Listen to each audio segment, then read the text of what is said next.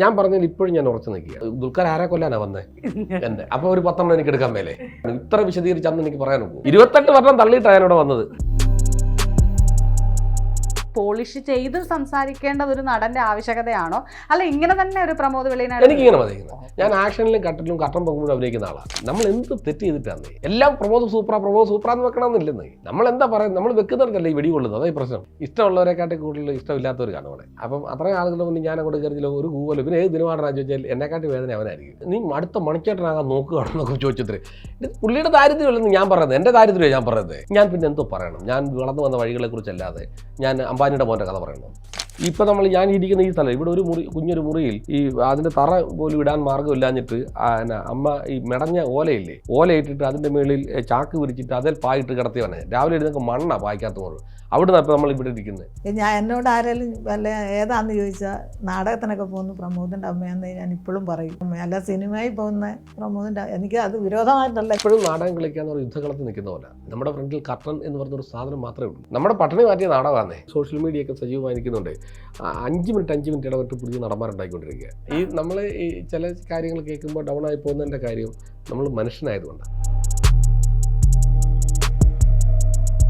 പ്രമോദേട്ടന് കുടുംബമാണ് എന്നോടൊപ്പം. ചേട്ടാ നമസ്കാരം. നമസ്കാരം. ചേട്ടൻ്റെ ഭാര്യയുടെ പേര്, മകൻ്റെ പേര്, അമ്മയുടെ പേരൊന്ന് പറഞ്ഞ് പരിചയപ്പെടുത്തിക്കും. ഭാര്യയുടെ പേര് പ്രജിത, മകൻ്റെ പേര് പ്രവി കാർത്തിക്. ഇത് എൻ്റെ അമ്മ വിജയമ്മ. ഇത് അനിയൻ്റെ മോനാണ് ദേവദ്രസ്. ഹായ് ഹായ് കൊടുക്ക്. ഇന്റർവ്യൂവിന്റെ സമയത്ത് പുള്ളി ഓടി ഇങ്ങനെ ഇത്ര നേരം ഫ്രെയിമിലില്ലായിരുന്നു, അപ്പം ഫ്രെയിമിൽ ഇരുത്തിയതാണ് നമ്മള്. നമ്മള് കാര്യങ്ങളൊക്കെ മുന്നോട്ട് കൊണ്ടുപോകേണ്ടവരൊക്കെ അല്ലേ. സത്യം, ഇനി വരുന്നവരല്ലേ. ചേട്ടാ, സിനിമയിൽ ഇപ്പം ചേട്ടൻ വന്നിട്ട് എത്ര വർഷമായി ശരിക്കും? ആദ്യത്തെ സിനിമ പാച്ചും ഗോവാലോ എന്ന് പറഞ്ഞൊരു സിനിമയാണ്. അത് ഫ്രാൻസിസ് ശിവാവലിക്കര എഴുതി താഗസാർ സംവിധാനം ചെയ്ത് സുരാജ് ചേട്ടനും മുകേഷ് ചേട്ടനും അഭിനയിച്ചൊരു പടം. അതൊരു ചെറിയ കുഞ്ഞു വേഷമാണ്. അതാണ് ശരിക്കും എൻ്റെ ആദ്യ സിനിമ. അവിടെ പിന്നെ ചെറിയ ചെറിയ കുഞ്ഞു വേഷങ്ങൾ ചെയ്തു, കുറേ സിനിമകൾ ചെയ്തു. അതത്ര ശ്രദ്ധിക്കപ്പെടുന്ന ക്യാരക്ടേഴ്സ് ഒന്നും അല്ലായിരുന്നു. പക്ഷേ എൻ്റെ മനസ്സിലെപ്പോഴും ഞാൻ നാടകം കളിക്കുമ്പോഴാണെങ്കിലും ഈ പെട്ടെന്ന് ഒരാൾ വന്ന് ആ ഒരു വേഷം, എനിക്കൊരു വേഷം തരാം എന്ന് പറഞ്ഞ് വിളിച്ചിരുന്നെങ്കിൽ നല്ലതാണെന്ന് ആഗ്രഹിക്കുന്ന ഒരാളായിരുന്നു ഞാൻ. നമ്മളെ അല്ലാതെ ഒരു ചെന്ന് എനിക്ക് വേഷം തരാമോ അല്ലെ അങ്ങനെ അങ്ങോട്ട് ചോദിക്കാനുള്ള എന്തൊക്കെയോ ഒരു അന്നത്തെ ഒരു അപകർഷതാബോധം കൊണ്ടൊക്കെ ആയിരിക്കാം നമുക്ക് അങ്ങനെ ഒരു വേഷം തരാമോ എന്നൊക്കെ ചോദിക്കാൻ ബുദ്ധിമുട്ടുണ്ടായിരുന്നു. അപ്പോൾ എൻ്റെ സ്വപ്നങ്ങൾ മുഴുവൻ ഞാൻ നാടകം കളിച്ച് കഴിയുമ്പോൾ നാടകം കണ്ടിട്ട് ഗ്രീൻ റൂമിൽ വന്ന് കൊള്ളാം, നന്നായിരിക്കുന്നത്, എന്തെനിക്കൊരു വേഷം തരാം എന്ന് പറഞ്ഞാൽ അതാണ് ഞാൻ സ്വപ്നം കണ്ടത്. ശരിക്കും അങ്ങനെ സംഭവിച്ചത് ഞാൻ എൻ്റെ സിനിമയിലെ ഗുരുനാഥൻ ഞാൻ വിശേഷിപ്പിക്കുന്ന അല്ലെങ്കിൽ അതിന് അർഹനായ ഒരാളാണ് നമ്മുടെ ജോസ് തോമസ് സാർ.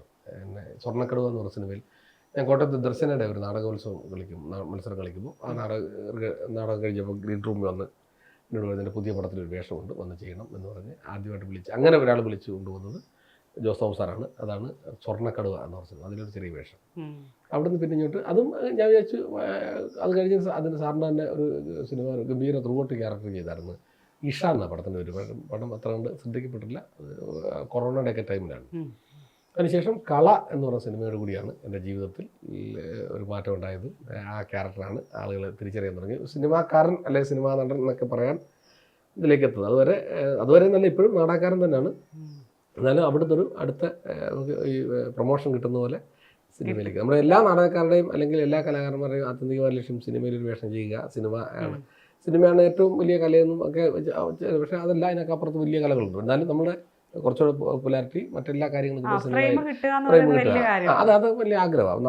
നാടകം കളിച്ച് 1 മണിക്കൂറോ അല്ലെങ്കിൽ 1.5 മണിക്കൂറോ അമ്പലപ്പറമ്പിലോ പള്ളിപ്പറമ്പിലോ ഉള്ളവർക്ക് നമ്മളെ മനസ്സിലാകും. അതിനുശേഷമുള്ളവർക്ക് ആർക്കും പിന്നെ മറന്നു പോകും നമ്മൾ. പക്ഷെ സിനിമ അതല്ല, ഓരോ സിനിമയും ഓരോ ചരിത്രമാണ്. ചേട്ടാ, എത്ര വർഷമായി ചേട്ടാ നാടകം തന്നെ കളിക്കുന്നത്? സിനിമയിൽ നാടകം 26-27 വർഷമൊക്കെ, 26 വർഷം ശരിക്കും പറഞ്ഞാൽ 26 ഉള്ളൂ. അതിനുശേഷം ഇങ്ങോട്ട് നാടകം കളിക്കാൻ പറ്റിയിട്ടില്ല. കൊറോണയ്ക്ക് ശേഷം നാടകം കളിച്ചിട്ടില്ല. അതായത് ആ കാലഘട്ടത്തിലൊക്കെ ഈ നാടകം കളിക്കുക എന്നൊക്കെ പറയുന്നത് വരുമാനം ഉണ്ടാകുന്ന ഒരു സംഭവമല്ലല്ലോ. ചെറിയ ഞാൻ 100 രൂപയിലാണ് തുടക്കം. ആദ്യത്തെ ശമ്പളം ഫസ്റ്റ് നാടകത്തിൽ ഒരമ്മ പറ്റ മക്കൾ എന്ന് പറയുന്നൊരു നാടകത്തിലാണ് ഞാൻ ആദ്യം അഭിനയിക്കുന്നത്. കൊച്ചു നയന എന്ന് പറഞ്ഞ ഒരു നാടക ട്രൂപ്പിലാണ്. അതിൽ ആദ്യ നാടകത്തിന്റെ പ്രതിഫലം 100 രൂപയാണ് ശമ്പളം. ഏത് ട്രൂപ്പിന്? കൊച്ചിൻ നയന. നാടക നടനിലേക്ക് ഇങ്ങനെ എത്തപ്പെടുന്നത് ഞാൻ എഴുത്തും ചെറിയ കുത്തിക്കുറിപ്പുകളൊക്കെ ഉണ്ടായിരുന്നു. നമ്മുടെ അറിവില് ഞാൻ വെറും പ്രീ ഡിഗ്രി പാസ്സാകാത്ത ഒരാളാണ്.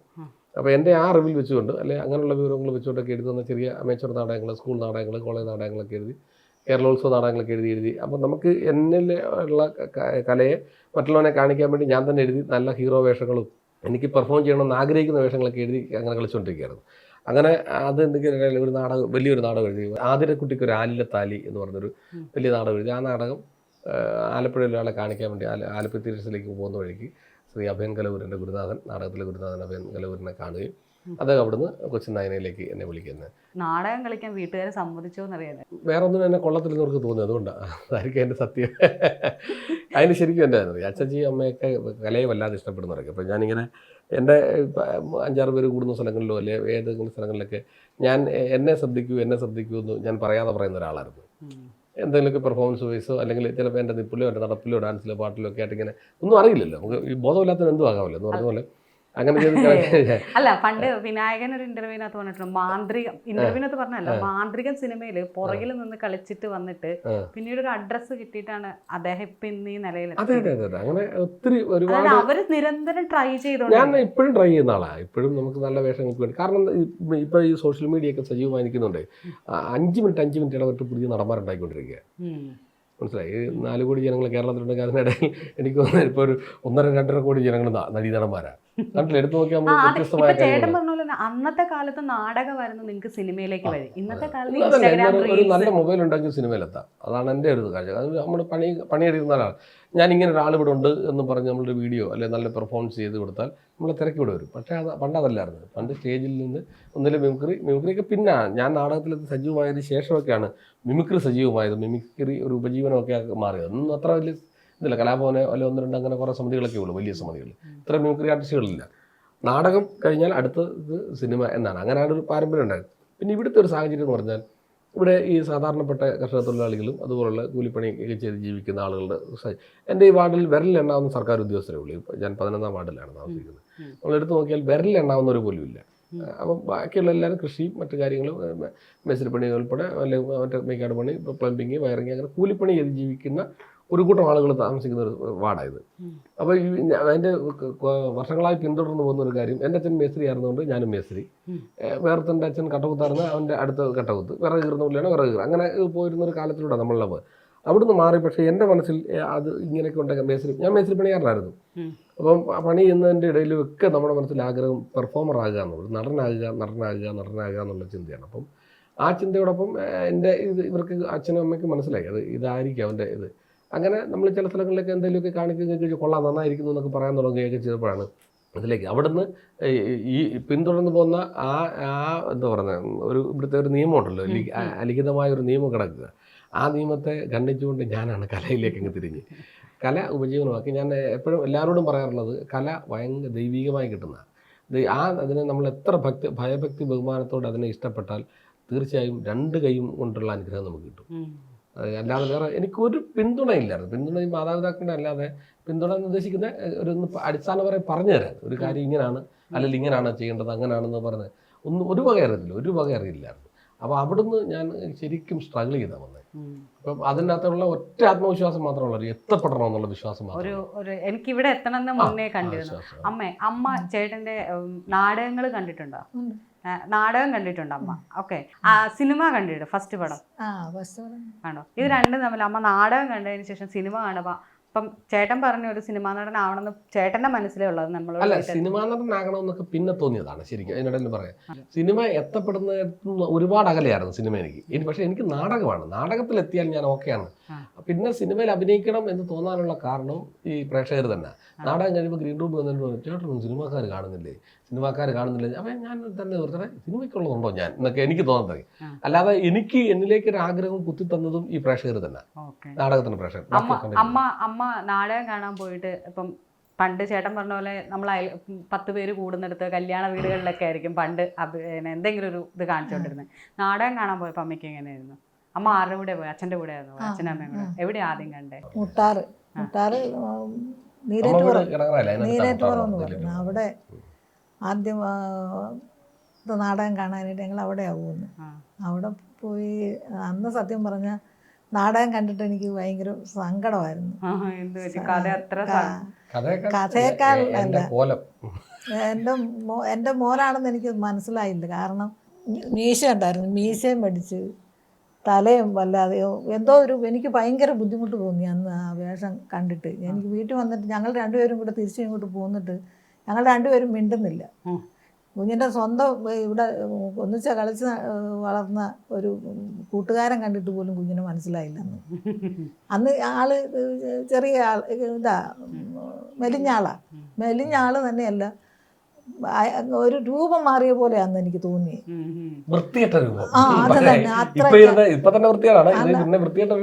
അന്ന് എനിക്ക് ഭയങ്കര സങ്കടമായിരുന്നു. അപ്പോൾ ഞങ്ങളെ ഇപ്പോൾ കുഞ്ഞു പറഞ്ഞ പോലെ, മോൻ പറഞ്ഞ പോലെ നാടകത്തെ കലാകാരന്മാർ ഭയങ്കര സ്നേഹമാണ്. ഞങ്ങളുടെ ഇവിടുത്തെ അച്ഛനാണെങ്കിലും അമ്മയാണെങ്കിലും ഒരു കഥകളിയുടെ ഇഷ്ടക്കാരാണ്. അത് എവിടെ ദൂരത്ത് കഥകളി ഉണ്ടെങ്കിലും അച്ഛനും അമ്മയും കൂടെ പോകും. അതുപോലെ തന്നെ ഇവിടുത്തെ അച്ഛൻ നാടകം എവിടെ ഉണ്ടെന്ന് പറഞ്ഞാലും പണിക്ക് പോയിട്ട് വന്ന് പൈസ മോന് കൊടുത്തു വിടും, അവിടെ പോയി കണ്ടിട്ട് വാന്നും പറഞ്ഞ്. അങ്ങനെ ഒരാളാണ്. കാരണം ഞങ്ങളൊരു നാടകം കണ്ടാൽ, ഞങ്ങളെല്ലാവരും കൂടെ പോയൊരു നാടകം കണ്ടാൽ അതിൻ്റെ ഡയലോഗുകൾ ഞങ്ങളുടെ വീട്ടിൽ നിത്യസംസാരത്തിലുണ്ടാവും. അതിലെ പാട്ട് മോന് ചെറുതായിരുന്നപ്പോഴെന്ന് പറഞ്ഞാൽ അന്ന് 1.5 വയസ്സ് തന്നെ ഉള്ളൂ. അന്ന് ഞങ്ങൾ മുട്ടാറ്റിൽ പള്ളി വെച്ച് കണ്ട നാടകത്തിൻ്റെ പാട്ട് ഇപ്പോഴും ഞങ്ങളുടെ മനസ്സിലുണ്ട്, എൻ്റെ മനസ്സിലുണ്ട്. അത് ഈ മോനും അറിയാം. അങ്ങനെ സ്നേഹിച്ചിരുന്ന. കാരണം ഈ ആർട്ടിസ്റ്റുകൾ എന്ന് പറഞ്ഞാൽ ഇവർ അന്നൊക്കെ നമുക്ക് വിനോദം എന്ന് പറയാനായിട്ട് ഇതല്ലേ ഈ ഇങ്ങനെയൊക്കെ ഉള്ളല്ലോ, സിനിമയ്ക്കൊന്നും പോകത്തില്ലല്ലോ.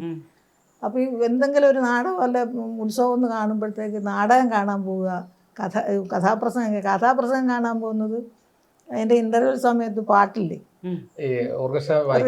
വായിക്കുന്ന ഒരു പാട്ട് പാടും.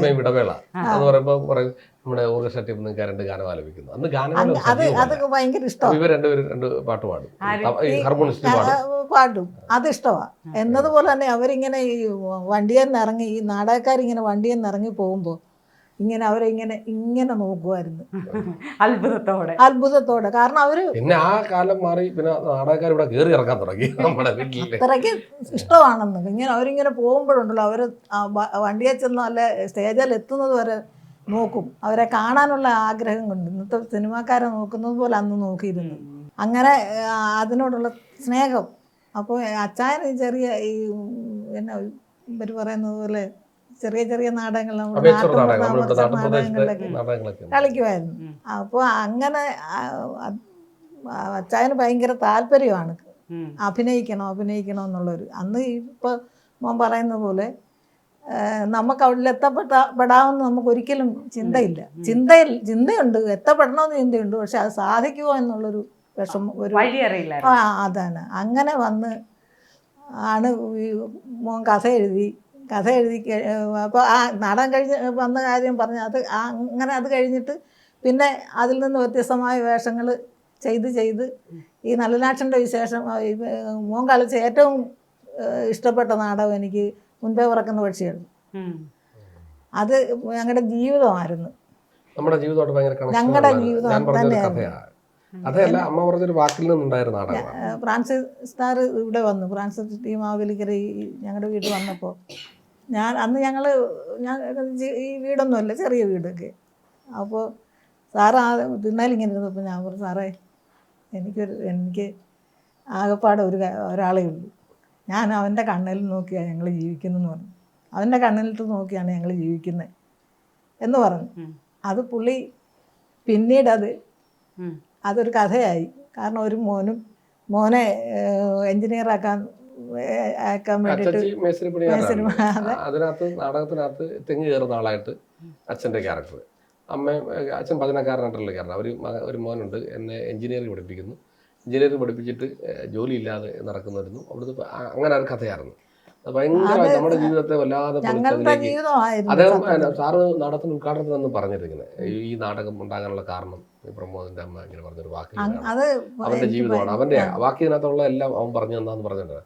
202 വർഷം കൊണ്ട് 432 നാടകം കളിച്ചത്. എനിക്ക് ഒത്തിരി 26 വർഷം നാടകം കളിച്ചെങ്കിലും എനിക്ക് എൻ്റെ മനസ്സിന് ഭയങ്കര ഇതായത് ഇന്നും അത് കാണുമ്പോൾ എനിക്ക് ഭയങ്കര ബുദ്ധിമുട്ടുണ്ട്. അങ്ങനെ അത് കഴിഞ്ഞാണ് അതിന് വ്യത്യസ്തമായ വേഷമാണ് നളിനാക്ഷൻ്റെ വിശേഷം. അങ്ങനെ അതുകൊണ്ട് തീർന്നെന്ന് പറയുന്നില്ല. ഇനി നാളെ നമുക്ക് ആ വഴിയാണോ ദൈവം തരുന്നതെന്ന് അറിയാൻ പറ്റത്തില്ല. ദൈവത്തിൻ്റെ മുമ്പിൽ അല്ലാതെ അവർ സ്വീകരിക്കും. കാരണം ഞങ്ങൾക്ക് അത് വലിയ ഞങ്ങളുടെ ചോറാണെന്ന് ഇന്നും കരുതുന്നവരാണ് ഞങ്ങൾ. കലയിൽ അത് കലാകാരന്മാരെയും ഞങ്ങൾക്ക് ഇഷ്ടമാണ്. അവർക്ക് എന്ത് ചെയ്തു കൊടുക്കുന്നത്. അച്ചായനെ സംബന്ധിച്ചുണ്ടല്ലോ, കുഞ്ഞ് ആദ്യ വർഷം ഒരുപാട് പറയണ്ടല്ലേ, ആദ്യത്തെ അവാർഡ് കിട്ടുന്നത് ചങ്ങനാശ്ശേരി അണിയറയുടെ രാഷ്ട്രപിതാവ് എന്ന നാടകമാണ്. അപ്പോൾ അവരൊന്ന് മത്സരത്തിന് കളിക്കാൻ പോവാം. മത്സരത്തിന് അവർക്കപ്പോൾ ഡാൻസ് സീനിനകത്ത് ഞാറ് വേണം. അല്ല, അച്ചായനത് കുന്നങ്കരയിലൊരു സ്ഥലത്ത് നിന്ന് ഈ പണ്ടൊക്കെ കളം വയ്ക്കുമല്ലോ, കളം വയ്ക്കുന്നിടത്തുനിന്ന് ആ കളം വയ്ക്കുമ്പോൾ അവിടെ നെല്ല് ഞാറായി നിൽക്കും. അത് പറിച്ചോണ്ട് എടുത്ത് ഇവർ വണ്ടി ഇതിലേ പോകുമ്പോഴത്തേക്ക് ആ കിടങ്ങറായി കൊണ്ടുവച്ചു 5 മണിക്ക് വന്ന് ജംഗ്ഷനിൽ ആ ജംഗ്ഷനിൽ ഇരിക്കുക. ഞങ്ങൾ വരുന്ന 6:45 7 മണിയായി.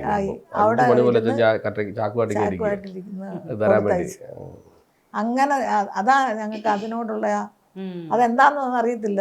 ഞങ്ങൾക്ക് അങ്ങ് ഇഷ്ടമാണ്, ഇപ്പോഴും ഇഷ്ടമാണ്, അന്നും ഇഷ്ടമാണ്. എന്നോട് ആരെങ്കിലും വല്ല ഏതാന്ന് ചോദിച്ചാൽ നാടകത്തിനൊക്കെ പോകുന്നു പ്രമോദിൻ്റെ അമ്മയെന്ന് ഞാൻ ഇപ്പോഴും പറയും. നാടകത്തിനൊക്കെ പോകുന്നു പ്രമോദിൻ്റെ അമ്മ, അല്ല സിനിമയിൽ പോകുന്ന പ്രമോദിൻ്റെ. എനിക്ക് അത് വിരോധമായിട്ടല്ല, ഞങ്ങളെ ദൈവം കൂടുതൽ അടുത്ത് 26 വർഷം അതുമായിട്ട് ബന്ധപ്പെട്ടില്ല. നമ്മള് ഇത്രയും സിനിമകൾ ഇങ്ങനെയൊക്കെ കുറച്ച് സിനിമകൾ ചെയ്തെങ്കിലും എനിക്ക് സിനിമാടൻ അല്ലെ ഒരു സമ്മേളനങ്ങളൊക്കെ ചെല്ലുമ്പോൾ ചലച്ചിത്രതാരം പ്രമോദ് വെളിനാടെന്ന് പറഞ്ഞു ഞാൻ സംസാരിക്കുന്നത്. ഞാൻ പറഞ്ഞു ഞാൻ നാടക പ്രവർത്തകനാണ്, നാടക നടനായ പ്രമോദ് വെളിനാട് സിനിമയിൽ എത്തി എന്നുള്ള. അത് കളഞ്ഞിട്ട് പറയാനോ ആ അഡ്രസ്സ് കളയാൻ എനിക്ക് ആഗ്രഹമില്ല. അത് വന്ന വഴിയെ കുറിച്ചുള്ളൊരു നമ്മുടെ പട്ടണി മാറ്റിയ നാടകമാണേ. അല്ല, ഇതൊരു ഉപജീവന മാർഗമാണെന്ന് നമുക്ക് അന്ന് അറിയില്ലല്ലോ. നാടകം വരുന്നു, നാടകം കളിച്ചിട്ട് ഇവരെങ്ങോട്ട് പോകുന്നു എന്നൊന്നും അറിയില്ലല്ലോ. പിന്നല്ലേ ഇതിനകത്ത് മനസ്സിലായത് നമുക്ക് ഇങ്ങനെയാണ്. ഞാൻ ഈയിടെ ഒരാളോട് സംസാരിച്ചപ്പോൾ അവൻ ഞെട്ടിപ്പോയി. നാടകത്തിൻ്റെ നമ്മളൊരു നാടക റിഹേഴ്സലിൽ ചെന്നാൽ നമ്മുടെ റിഹേഴ്സലെല്ലാം കഴിഞ്ഞ് നാടകം തുടർന്ന് അപ്പോൾ ചെല്ലുമ്പോൾ തന്നെ ഒരു മാനേജറായിട്ട് ഒരാളെ, അതിൻ്റെ സെക്രട്ടറി എന്ന രീതിയിൽ ഒരാളെ നമ്മൾ തീരുമാനിക്കും. അതിൽ തലമൂത്ത ഒരാൾ അല്ലെങ്കിൽ കാര്യപ്രാപ്തിയുള്ള ഒരാളെ തീരുമാനിച്ചിട്ട് നമ്മുടെ മുതലാളി ഉൾപ്പെടെ എല്ലാവരും കൂടി ഐക്യകരണം തീരുമാനിക്കും. ഇദ്ദേഹമാണ്. അപ്പോൾ ആ പുള്ളിയാണ് ആ സമിതി കൊണ്ടു നടക്കേണ്ടത്, ട്രൂപ്പിൻ്റെ തലയാളെന്ന രീതിയിൽ. അപ്പം നമുക്ക് ഈ നാടകം തുടങ്ങി ഇന്ന് കളിയുണ്ടെന്ന് വെച്ചു. ഫസ്റ്റ് ഇന്നലെ കളി കഴിഞ്ഞു, ഇന്ന് റിഹേഴ്സൽ കഴിഞ്ഞു. നാളെ മുതൽ നാടകം കളിക്കാൻ പോകുമ്പോൾ നമ്മുടെ ഈ മാനേജറും മുതലാളിയുടെ കയറി സീറ്റിൽ ഓരോരുത്തർ പേരെഴുതി ഒട്ടിക്കും. ഓരോ സീറ്റിൽ ആ വർഷം മുഴുവൻ ആ സീറ്റിൽ നിന്ന് നമുക്ക് യാത്ര നടക്കുന്നുള്ളൂ. ഇതൊക്കെ ആർക്കെങ്കിലും അറിയാമോ?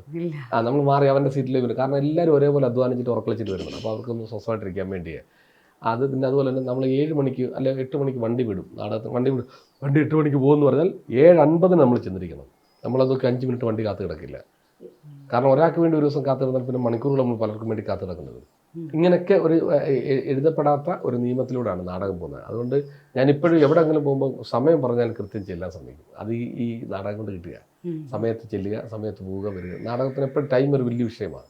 അപ്പോൾ അങ്ങനെ നാടകത്തിൽ അറിയാൻ പാടില്ലാത്ത ഒരുപാട് കഥകൾ അതിൽ നിന്നാണ് പഠിച്ചതും. ഒരുപാട് അല്ല ചേട്ടാ, ഈ നാടകത്തിൽ അഭിനയിക്കുമ്പോൾ ഉള്ളൊരു പ്രശ്നം എന്താണെന്ന് വെച്ചാൽ, പ്രശ്നമല്ല, നമ്മൾക്ക് നിങ്ങൾ ആ 200 ഓഡിയൻസ് ആണെങ്കിൽ 200 ഓഡിയൻസിന് നിങ്ങളുടെ ഈ ശബ്ദം കൊണ്ട് ഈ ബോഡി ലാംഗ്വേജും കൊണ്ട് നിങ്ങൾക്ക് ഇതാക്കണം. സിനിമയിലാകുമ്പോൾ നിങ്ങൾക്ക് അതൊരു പ്രശ്നമല്ല. കാരണം ക്യാമറ വേണമെങ്കിൽ എടുത്ത് ചെയ്ത് സെറ്റ് ചെയ്യും. അപ്പോൾ ഈ 200 ആളുകളെ ഈ നാടകക്കാരെ ത്രസിപ്പിക്കുക അല്ലെങ്കിൽ അവർക്ക് സങ്കടം ഉണ്ടാക്കുക, നമ്മുടെ ഇമോഷൻസ്, അതായത് ഈ രാത്രി കാലങ്ങളിൽ ഈ നാടകം നടക്കുമ്പോൾ നമ്മൾ കരയുവാണോ ചിരിക്കുവാണോ എന്നുള്ളത് നമ്മളുടെ ശബ്ദത്തിൽ കൂടെ വേണം നമ്മൾ പറയിക്കാൻ. മറ്റേത് അങ്ങനെയല്ലല്ലോ, ക്യാമറ വെച്ച് നമുക്ക് മനസ്സിലാവുമല്ലോ. ഈ 200 പേരെ സന്തോഷിപ്പിക്കുന്നതിൽ നിന്ന് മാറിയിട്ട്, അതായത് ഒറ്റ സ്റ്റേജിൽ നിന്ന് മാറി ഇപ്പോൾ ഈ പറഞ്ഞ മലയാളികൾ ഇറങ്ങുന്ന ഒരു ലെവലിലേക്ക് ചേട്ടൻ എത്തിയപ്പോൾ ചേട്ടന് തോന്നിയൊരു കാര്യം എന്താ? ഏറ്റവും സിമ്പിളായിട്ട് എൻ്റെ നോട്ടത്തിൽ സിനിമ അഭിനയം തന്നെയാണ്. ഓപ്ഷൻസ് ഉണ്ട് ഒരുപാട്. നാടകത്തിൽ അതില്ല. റീടേക്കുകളുണ്ട്, അല്ലെങ്കിൽ തന്നെ നമ്മളെ സഹായിക്കാൻ നാടകത്തെക്കാട്ട് കൂടുതൽ ആളുകളുണ്ട് എല്ലാ രീതിയിലും. നാടകത്തിൽ ഞങ്ങൾ തന്നെ മേക്കപ്പ് ചെയ്യുന്നത്, ഞങ്ങൾ തന്നെ വസ്ത്രങ്ങൾ മാറുന്നത്, ഞങ്ങൾ തന്നെ ആ വസ്ത്രം തിരിച്ച് മടക്കി വെക്കുന്നത്. അവനോടൊരു ഒരു ബാഗ് ഉൾപ്പെടെയാണ് പ്രൊഡ്യൂസർ മേടിച്ചിരുന്നത്. ഈ പെട്ടിക്കകത്ത് 1 വർഷത്തേക്കുള്ള നാടകത്തിൻ്റെ നമ്മുടെ കഥാപാത്രത്തിൻ്റെ വേഷം വിധാനം അലക്കി മടക്കി തേച്ച് നമ്മൾ തന്നെ സൂക്ഷിക്കുകയുണ്ട്. മേക്കപ്പും നമ്മൾ തന്നെ ചെയ്യുന്നത്. അപ്പോൾ അതെല്ലാം അതല്ല നമ്മൾ ചെന്നിങ്ങനെ ഇരുന്ന് കൊടുത്താൽ മതി. ഇരുന്നാൽ നമ്മളെ കഥാപാത്രമാക്കി മാറ്റും. എല്ലാം മുടി വെട്ടണമെങ്കിലും ഇതാണ് A to Z കാര്യങ്ങളോട് നോക്കിയിട്ട് പറഞ്ഞു തരാം, ഡയലോഗ് പറഞ്ഞു തരാം, തൊട്ട് പുറയുന്ന പ്രോംപ്റ്റ് ചെയ്ത് തരാൻ എല്ലാം ഉണ്ട്. നാടകത്തിൽ ഇതൊന്നുമില്ല. അപ്പം എനിക്ക് തോന്നിയത് കുറച്ചുകൂടെ ഈസി ആയിട്ട് ചെയ്യാൻ പറ്റും. ഈസി എന്ന ആ അർത്ഥമല്ലേ പറഞ്ഞത്. നാടകവും ഇതും തമ്മിൽ വെച്ചോണ്ട് നോക്കുമ്പോൾ നാടകത്തിന്റെ പെർഫോമൻസ് വോയിസ് ഒത്തിരി ഇത് നമ്മളിപ്പോൾ ഒരു മൈന്യൂട്ടായിട്ടുള്ള സാധനം ഡബിങ് സ്റ്റുഡിയോ നമുക്ക് എന്ത് വേണം ചെയ്യാമല്ലോ അതിനകത്ത്. നാടകത്തിൽ അതല്ലേ, നാടകത്തിൽ പറയേണ്ട കാര്യം എന്നാൽ ഹസ്കി വോയിസ് പറയേണ്ടതുണ്ട്, അല്ലാതുണ്ട്. പക്ഷേ നമ്മൾ ഭയങ്കര ലളിതമായി പറയേണ്ട ഒരു കാര്യമാണെങ്കിൽ കൂടി തന്നെ ഷൗട്ട് ചെയ്തായിരിക്കും പറഞ്ഞത്. ഞാൻ നിന്നോട് പറഞ്ഞ പോലെ നീ ചെയ്യണ്ടാ എന്നിങ്ങനെ പറയുമ്പോൾ ഇങ്ങനെയാണോ രഹസ്യം ഞാൻ പറഞ്ഞു ചെയ്യേണ്ടത്, സിനിമയാണ് ഞാൻ വെച്ചാൽ ഡബ് ചെയ്താൽ മതി. പക്ഷേ ഈ പറച്ചിൽ പ്രേക്ഷകൻ കേൾക്കണം. ഞാൻ പറഞ്ഞു ചെയ്തെന്ന് പറയും, ഇതിനകത്തും രഹസ്യമില്ലേ ഞാൻ പറഞ്ഞു മനസ്സിലായി. അപ്പം അത് നമുക്ക് ഈ സ്റ്റേജിൽ നിന്ന് കിട്ടുന്നൊരു ബാലൻസിങ് അത് അതിനാവശ്യമുള്ളത് കൊടുക്കുക എന്നുള്ളത്, അങ്ങനെ കൊടുക്കുക എന്നുള്ളത്. അപ്പോൾ ഈ സിനിമയുടെ അഭിനയം ഈസി ആണെന്ന് പറയുന്നതിനുള്ള കാരണം ഈ കഥ പറഞ്ഞു തരും, ഇത്രത്തോളം പറഞ്ഞു തരും. അതായില്ലെങ്കിൽ കട്ട് റീടേക്ക് നാടകമല്ലല്ലോ. 200 പേര് നാടകം കാണാൻ വരുന്നത് 400 കണ്ണുകൊണ്ട് നമ്മളെ നോക്കുക. നമ്മൾ 2 കണ്ണുകൊണ്ട് അങ്ങോട്ട് നോക്കുന്നത്. അപ്പോൾ 200 പേരുടെ 400 കണ്ണിനെ തൃപ്തിപ്പെടുത്തുക എന്നുള്ളത് നമ്മുടേത്. അതിന് പിന്നെ ഒപ്പം അതിൻ്റെ സൈഡുകളിലൊക്കെ കിടന്ന് ചില കുട്ടുമ്പകളും പാട്ടും ഒക്കെ കാണും. ഇതെല്ലാം മാറ്റി വെച്ചുകൊണ്ട് നമ്മുടെ ജീവിതത്തിലെ മുഴുവൻ ചിന്തകളെ മാറ്റി വെച്ചുകൊണ്ട് വേണം. വേറെ ഒരു അലോസരപ്പെടുത്തുന്ന ഒരു കാര്യം പോലും നമുക്കുണ്ടാകും. കാരണം കാണാൻ പഠിച്ച് നമ്മളിവിടെ വെച്ചിരിക്കുക. അടുത്ത നിങ്ങളുടെ ഡയലോഗ് പറയുമ്പോൾ അതിൻ്റെ അടുത്ത കൗണ്ടർ ഡയലോഗ് ഞാൻ പറഞ്ഞിരിക്കണം. എപ്പോഴും നാടകം കളിക്കുക എന്ന് പറഞ്ഞ യുദ്ധകളത്തിൽ നിൽക്കുന്ന പോലെ നമ്മുടെ ഫ്രണ്ടിൽ കർട്ടൻ എന്ന് പറഞ്ഞൊരു സാധനം മാത്രമേ ഉള്ളൂ നമ്മളെ രക്ഷിക്കാൻ. മനസ്സിലായി? ആ കർട്ടനിൽ അത് എൻ്റെ ഏറ്റവും വലിയ രസം. ഇപ്പോഴത്തെ നാടകം തുടങ്ങുമ്പോൾ ഒന്ന് കർട്ടൻ പൊക്കിയ നാടകം തീരുമ്പോഴേ കിടത്തുള്ളൂ. പണ്ടത്തെ നാടകത്തിലൊക്കെ ഇടയ്ക്കൊക്കെ കർട്ടൻ വീഴുമായിരുന്നു ഇൻ്റർവെല്ലിന്. ഇപ്പോൾ ഇൻ്റർവെല്ല് പോലും ഇല്ല. അപ്പം കർട്ടൻ ആ ടൈമിൽ പൊക്കി അവിടെ സ്പ്രൈവേ കെട്ടി വെച്ചേക്കുക. അഴിച്ചിടാൻ പോലും നമുക്ക് നേരം കിട്ടത്തില്ല, മോശമായ. അപ്പോൾ അതുകൊണ്ട് എപ്പോഴും അതുപോലെ ഗ്രീൻ റൂമിൽ ഇരിക്കുമ്പോഴും നമ്മൾ ഈ സിനിമയുടെ പ്രത്യേകത. ഇപ്പോൾ നമ്മളൊരു സീൻ ചെയ്ത് ഇപ്പോൾ നമ്മൾ ഇങ്ങനെ സംസാരിക്കുന്ന സീന് നിങ്ങളില്ലെങ്കിൽ കൂടി തന്നെ എനിക്ക് ആ സീൻ ഞങ്ങൾക്ക് ചെയ്തു പോകാം. അതിനപ്പുറത്തിരിക്കുന്ന ആളുണ്ട്, ഞാൻ അവിടെ ഉണ്ട്, സങ്കല്പിച്ച് അഭിനയിച്ചാൽ മതി. പക്ഷെ നാടകത്തിലല്ല, നമ്മുടെ കൂടെ. അപ്പോൾ ആ അഭിനയത്തിന് കുറച്ചുകൂടെ സ്വാതന്ത്ര്യമുണ്ട്. ചേച്ചി ടീച്ചറാണല്ലേ? ഇവിടത്തെ നമ്മുടെ ഇവിടെ തന്നെ നിങ്ങളുടെ പ്രേമവിവാഹമായിരുന്നു അതോ? കല്യാണം കഴിഞ്ഞിട്ട് അനുപ്രേമിക്കാൻ പറ്റില്ലേ? അതിനുള്ളതില്ലേ ഇവിടെ? ചേച്ചി ഞാനല്ല ഇതൊക്കെ പറയുന്നേ, ഇതൊക്കെ ചേട്ടനാണ് ചേച്ചിയെ താത്തി കെട്ടണത്, ഞാനല്ല. ഞാൻ പ്രേമവിവാഹമായിരുന്നു ചോദിച്ചത് നിങ്ങൾ സ്നേഹിച്ചു. ഞങ്ങളുടെ ഇടപെടലും കാര്യങ്ങളൊക്കെ ആണോ അങ്ങനെ തോന്നുന്നുണ്ടോ? ഒന്നും തോന്നുന്നില്ല. ഞാൻ നന്നായിട്ട് പ്രേമിച്ച, പക്ഷെ പ്രേമിച്ചവരാരും കെട്ടാൻ പറ്റിയില്ല.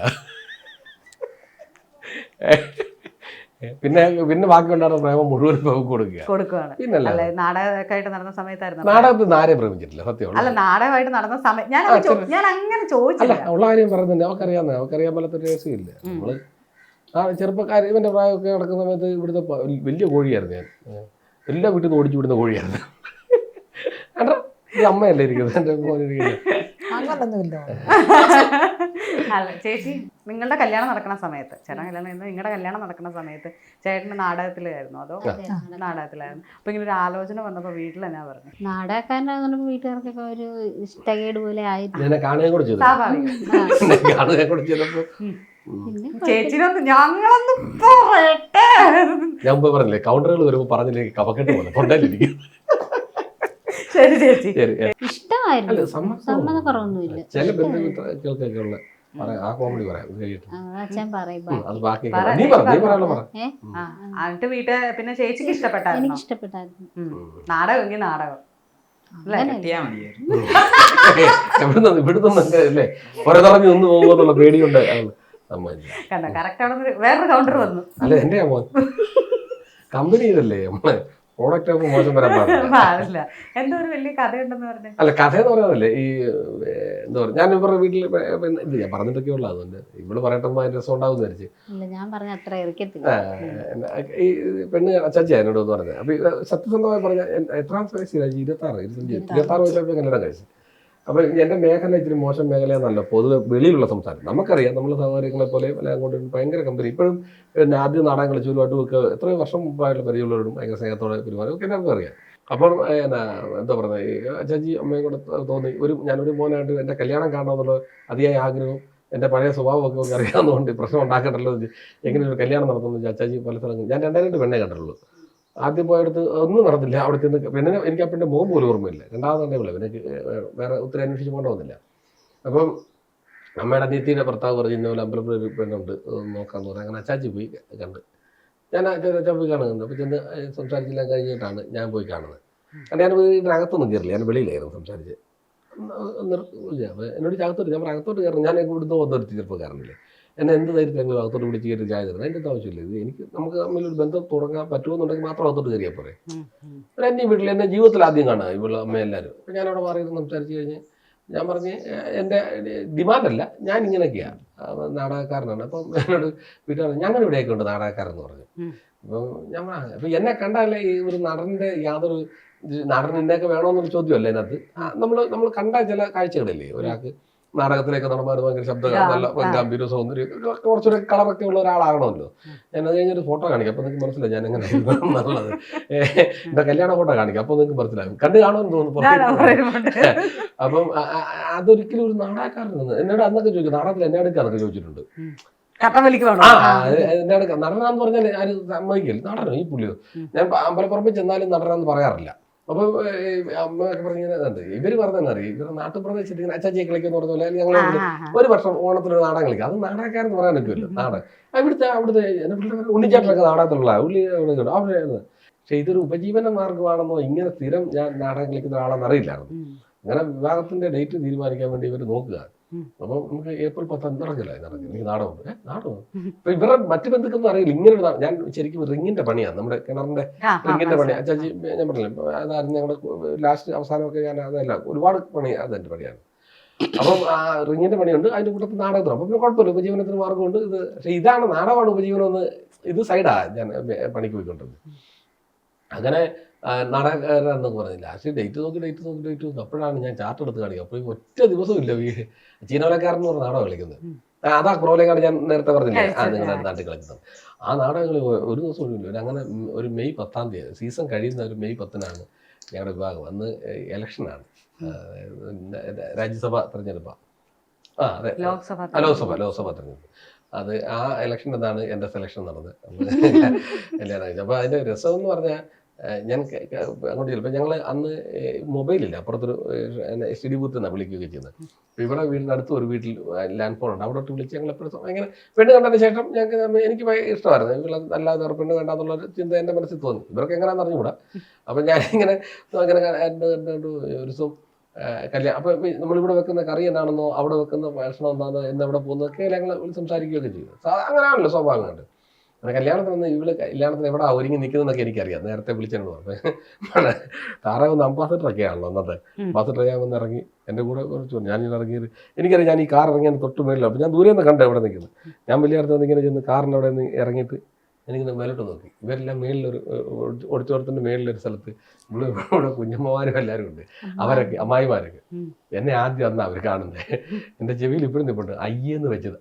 അയ്യേ എന്നെ കണ്ട് അവരെ പറഞ്ഞൊരു കാര്യങ്ങൾ ഈ ഫോട്ടോ കാണുമ്പോൾ വെച്ച് പോകുന്നത്. അപ്പൊ അങ്ങനെ ആണ് കല്യാണം കഴിച്ചത്. ചേച്ചി പിന്നീട് ഇപ്പൊ ചേട്ടൻ പറഞ്ഞു, ചേച്ചിക്ക് അന്ന് ജോലി ഉണ്ടായിരുന്നോ? ഇല്ലല്ലോ. പിന്നീട് ഇവിടെ വന്നതിന് ശേഷമാണ് ജോലിയൊക്കെ സെറ്റ് ആയത്. ചേച്ചി ഈ പറയുന്ന പോലെ ചേട്ടൻ നാടകം കളിക്കാൻ പോയി, പറഞ്ഞ കുടുംബത്തിൽ ഒരു പ്രശ്നം ഉണ്ടായിരുന്നു, അല്ലെങ്കിൽ ബന്ധുക്കൾക്ക്. പിന്നീട് ഇത് സ്ഥിരമായപ്പോ ഇപ്പൊ ചേട്ടൻ പറഞ്ഞ ഒരു സീസണിൽ കണ്ടിന്യൂസ് പോവല്ലേ, ചേച്ചിക്ക് അന്നേരം ഇപ്പൊ ഫീൽ ചെയ്തായിരുന്നോ? വിഷമം ഉണ്ടായിരുന്നു നാടകം കളിക്കാനായിട്ട് ഇങ്ങനെ പോകുമ്പോ, വീട്ടിലില്ലല്ലോ എന്നുള്ള ഒരു ഇത്. അല്ലാതെ കുഴപ്പമില്ല, സന്തോഷം. സിനിമ വന്നതിന് ശേഷം ചേച്ചിക്ക് എങ്ങനെ ഉണ്ടായിരുന്നു? ഇപ്പൊ സിനിമയുടെ വൈഫ് എന്ന് പറയുമ്പോൾ നമ്മൾ പുറത്തൊക്കെ പോകുമ്പോഴത്തേക്കാച്ചാൽ ഇങ്ങനെ ഒരു ആൾക്കാർ കാണുമ്പോഴും ഒക്കെ എനിക്കിപ്പോ ഒരു നല്ല ഭയങ്കര സന്തോഷം. ഇവർക്ക് വേറെ ഈ ഒരുപാട് കലാരംഗത്ത് ഞങ്ങൾ ഒന്നിച്ച് ജീവിക്കാൻ തുടങ്ങിയതിന് ശേഷം എൻ്റെ ജീവിതത്തിലെ നേട്ടങ്ങളൊക്കെ ഉണ്ടായതിൻ്റെ ഒരു വലിയ പങ്കുവൊക്കെ ഉള്ളതാണ്. കാരണം ഞാൻ ഇവിടെ കല്യാണം കഴിച്ചൊക്കെ കേട്ട് കറണ്ട് പോലും ഒരു ചെറിയ 2 മുറിയുള്ളൊരു വീട് ചെറിയ.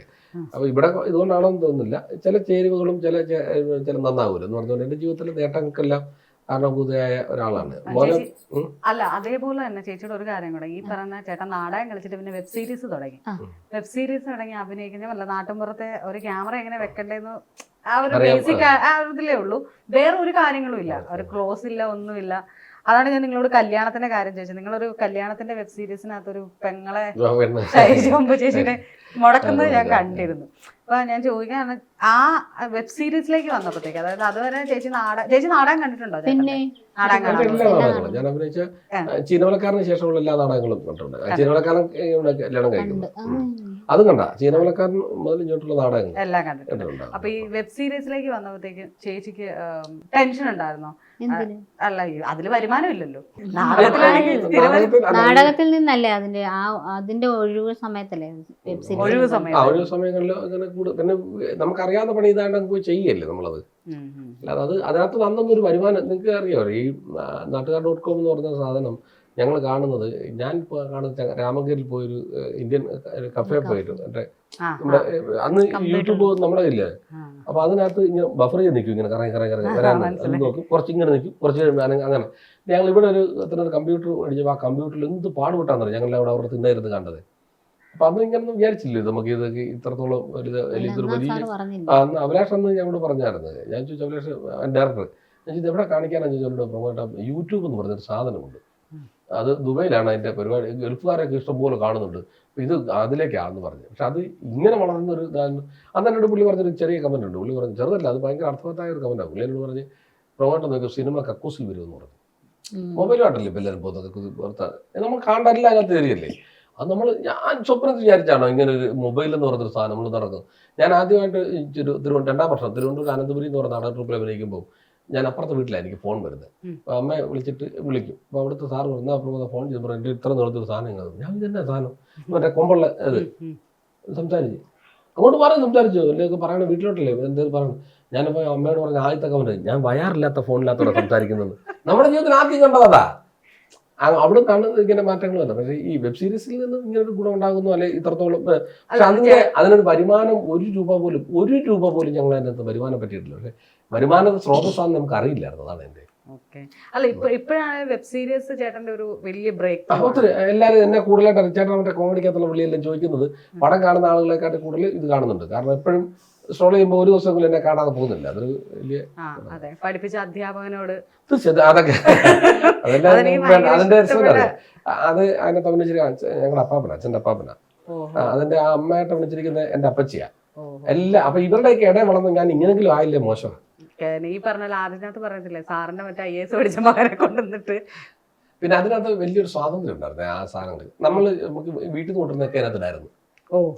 സ്ക്രിപ്റ്റ് അല്ല, നമ്മൾ ഒരു വിഷയം കൊണ്ടുവരും, ഇന്ന പോലെ ഒരു സാധനം കൊണ്ട് നമുക്ക് പിന്നെ ആടിയത് ഒരുപാട് സാധനങ്ങൾ നമ്മൾ തൊണ്ടയിൽ ഇറങ്ങുമ്പോൾ പഴം നമ്മൾ കൊണ്ടുവരണം ചോദിക്കുന്ന സാധനമൊക്കെ അതൊക്കെ അവിടെ വെച്ചുണ്ടാകുന്ന ചില സാധനങ്ങളാണ്. അല്ല അത് ചേട്ടൻ പറഞ്ഞാൽ നമ്മളിങ്ങനെ സ്ഥിരം വർത്താനം പറഞ്ഞ ഒരു കൗണ്ടർ എപ്പോഴും ഉണ്ടാവും. ആ ഒരു കൗണ്ടറിൽ നിന്നാണ് ഇപ്പൊ ചേട്ടൻ പറഞ്ഞ ഈ 10 പൈസ ഇതിൽ നിന്ന് വരുമാനം കിട്ടിയിട്ടില്ലായിരുന്നു. ഏത് നമ്മുടെ നമ്മുടെ കോൺട്രിബ്യൂഷൻ, എന്റെ പെർഫോമൻസ് കോൺട്രിബ്യൂഷൻ കൊടുക്കുമ്പോൾ ആപ്പിളുടെ ക്യാമറ കോൺട്രിബ്യൂഷനാണ്. അവരവിടെ ഇതിന്റെ കോർഡിനേഷൻ ചെയ്ത് മാനേജ്മെന്റിൽ അവരോടുള്ള നന്ദി നമുക്ക് ജീവിതത്തിൽ മറക്കാൻ നോക്കിയല്ലേ. അഭിലാഷ് ഈ മാനേജ്മെന്റിൽ നമ്മുടെ ഭയങ്കര കാണപ്പെട്ട, ഞാൻ അഭയചേട്ടനെ പ്രാൻ സാറിന് പറയുന്ന പോലെ തന്നെ പറഞ്ഞു. കാരണം എന്നെ വെച്ച് അങ്ങനെയൊക്കെ ചെയ്യാൻ അവർക്ക് തോന്നിയത് അത് വലിയ കാര്യമായിട്ട് അവരോടുള്ള എപ്പോഴും നന്ദി എപ്പോഴും ഉണ്ട് അവർക്ക്. അല്ല അത് അങ്ങനെ ഓരോരുത്തരും ഓരോ കോൺട്രിബ്യൂഷൻ കൊടുത്താണ് അത് ഇങ്ങനെ വളർന്ന ഒരു സാധനമായി മാറിയത്. അല്ല അതിനുശേഷം ചേട്ടൻ ഒരു ബുക്കിൽ എഴുതി വെച്ചു എന്ന് പറയുന്നത്. ബുക്കിൽ എഴുതി വെച്ചത് എന്റെ അനുഭവങ്ങൾ, ഞാൻ അഭിനയിച്ച അത് എന്തോ പറഞ്ഞു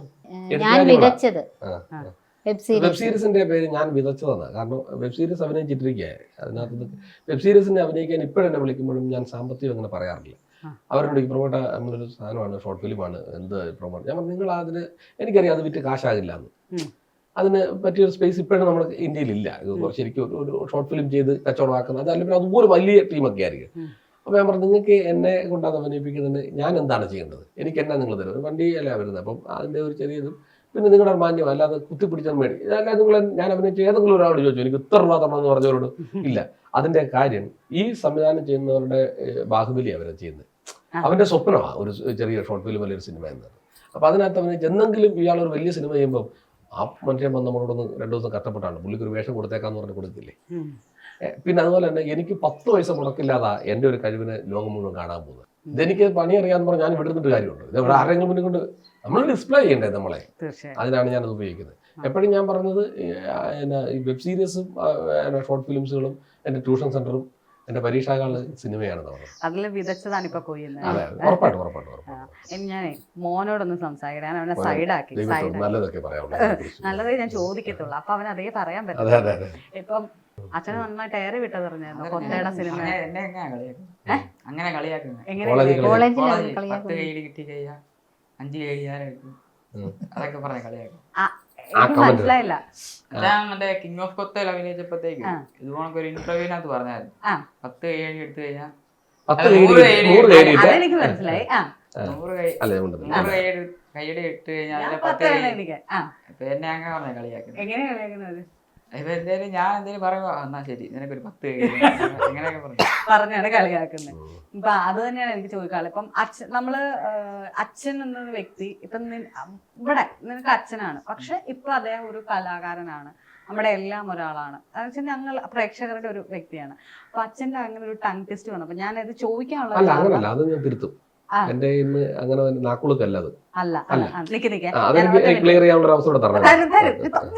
ഇത് ഞാൻ ചോദിക്കാനുള്ള കാരണം, ഞാൻ അച്ഛനെ ആദ്യം നേരിട്ട് കാണുമ്പോ അച്ഛൻ അമ്മ മൊബൈലില് നിനക്കൊരു ടീഷർട്ട് എന്തോ എടുക്കുന്ന കാര്യത്തിന് സജസ്റ്റ് ചെയ്തോണ്ടിരിക്കുക.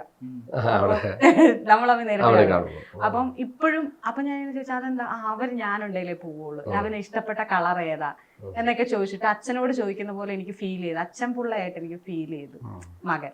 അതുകൊണ്ടാണ് ഞാൻ ചോദിച്ചത് അച്ഛൻ ഇങ്ങനെ ഇപ്പൊ ബാക്കി എല്ലാവരും സന്തോഷത്തിൽ വരുന്നുണ്ട്. അതായത് ഇപ്പൊ അച്ഛന് ഓരോ സ്ഥലത്ത് അവാർഡ്, അച്ഛന്റെ സിനിമ, പക്ഷെ അച്ഛനെ ഇങ്ങനെ ക്രൂരമായിട്ട് സൈബർ അറ്റാക്ക് വന്നപ്പോ എന്താ കുഞ്ഞിന് തോന്നിയത്?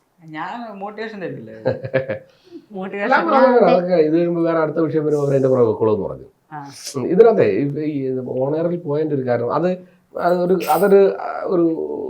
എന്നാ അവരുടെ ഒരു എയിമാരെന്നാണ് എനിക്ക് തോന്നുന്നത്. ഞാൻ പറഞ്ഞതിന് ഇപ്പോഴും ഞാൻ ഉറച്ചു നിൽക്കുകയാണ്. ഞാൻ ആ സിനിമ കഴിഞ്ഞു വരുമ്പോൾ എൻ്റെ ജീവിതത്തിൽ അത്രയും വലിയൊരു സിനിമ ലൊക്കേഷൻ ഞാൻ ഈ നിമിഷം വരെ പോയിട്ടില്ല. അത്രയും വലിയത്. അവിടെ ചെല്ലുമ്പോൾ 7 ക്യാരവാൻ കിടക്കുക. അതിലൊരു ക്യാരവാനിൽ എൻ്റെ പേര് എഴുതി വെച്ചിരിക്കുന്നു. ഇതൊക്കെ നടന്ന കാര്യം, ഇതൊന്നും മനുഷ്യരറിയത്തില്ല. അപ്പം അവിടെ ചെല്ലുമ്പോൾ ഞാൻ അമ്പലപ്പറമ്പിലും പള്ളിപ്പറമ്പിലും കണ്ട റബ്ബർ തോട്ടത്തിലും തെങ്ങുതോപ്പിലും വാഴത്ത് തോട്ടത്തിലും ഇരുന്ന് മേക്കപ്പ് ചെയ്തിട്ട് നാടകം കളിച്ചുകൊണ്ടിരുന്നത്. സ്റ്റേജൊക്കെ എപ്പോഴും അങ്ങനെയുള്ള സ്ഥലത്തായിരിക്കുമല്ലോ. അല്ലാതെ വലിയ നല്ല അത് 100 നാടകങ്ങൾ കിട്ടിയാൽ അതിലൊരു 5-10 എണ്ണം വരും. നല്ല സ്റ്റേജും നല്ല ഗ്രീൻ റൂമൊക്കെ കിട്ടുന്നുള്ളൂ. നമ്മളിപ്പോൾ താഴെ പടുതായിട്ട് വരാമോ ചേട്ടാ ചോദിച്ചാൽ ഇല്ലെന്ന് പറയുന്നവരെ കക്ഷിയാറ് പുല്ലൊക്കെ നിൽക്കുന്നത് കാണാം. നമുക്ക് കാരണം ഇവർക്ക് ഇന്ന് ആ നാടകം മതി. ആ ക്ഷേത്രത്തിനോ അല്ല പള്ളിക്കാർക്കോ ആരാണോ പ്രോഗ്രാം തരുന്നവർക്ക്. നമുക്ക് ഈ നാടകം നാളെ വേണം. അപ്പൊ നമ്മുടെ ഒരു സാധനം നഷ്ടപ്പെട്ടു പോയാലോ, നമുക്കൊരു അപകടം പറ്റിയാലോ. മനസ്സിലായി? കയറാൻ സ്റ്റെപ്പില്ല. എന്നോട് പറഞ്ഞിട്ടുണ്ട് ചേട്ടാ ഞാൻ സ്റ്റേജിലോട്ട് കയറാൻ സ്റ്റെപ്പില്ല, നിങ്ങളൊന്നും എഗ്രിമെന്റിൽ എഴുതിയിട്ടില്ലെന്ന്. സ്റ്റേജിൽ കയറാൻ സ്റ്റെപ്പ് അതൊക്കെ ഞാൻ ഹെലികോപ്റ്റർ വന്നിറങ്ങും പിന്നെ ഓരോരുത്തർ കഥാപാത്രങ്ങൾ. ഞാൻ ചോദിച്ചാ ഇവർ ആ ഫ്രണ്ട് സ്റ്റേജ് മാത്രമേ ഉള്ളൂ, ബാക്കിയൊന്നുമില്ല. അപ്പം അതുകൊട്ടെ. അപ്പം അങ്ങനത്തെ ഒരു സാഹചര്യത്തിൽ നിന്ന് ഞാൻ ചെല്ലുമ്പോൾ ഇത്രയും വലിയ ക്യാരവാനൊക്കെ ആയിട്ട് മേക്കപ്പ് ചെയ്യാൻ വേണ്ടി എന്നെ വിളിക്കുന്നു. ക്യാരവാൻ്റെ ഫ്രണ്ടിൽ പ്രൊമോട്ട് എൻ്റെ ഇപ്പോഴും ആ ഫോട്ടോ ഇരിപ്പുണ്ട് വെച്ചിരിക്കുന്നു. അവിടെ ചെല്ലുന്നു, ഭയങ്കര ഫെസിലിറ്റി. എന്നെ കൊണ്ട് പോകുന്നത് സെക്യൂരിറ്റിയൊക്കെ എന്നെ കൊണ്ട് പോകുന്നത്. കാരക്കുടിയിലാണ് ഷൂട്ട്.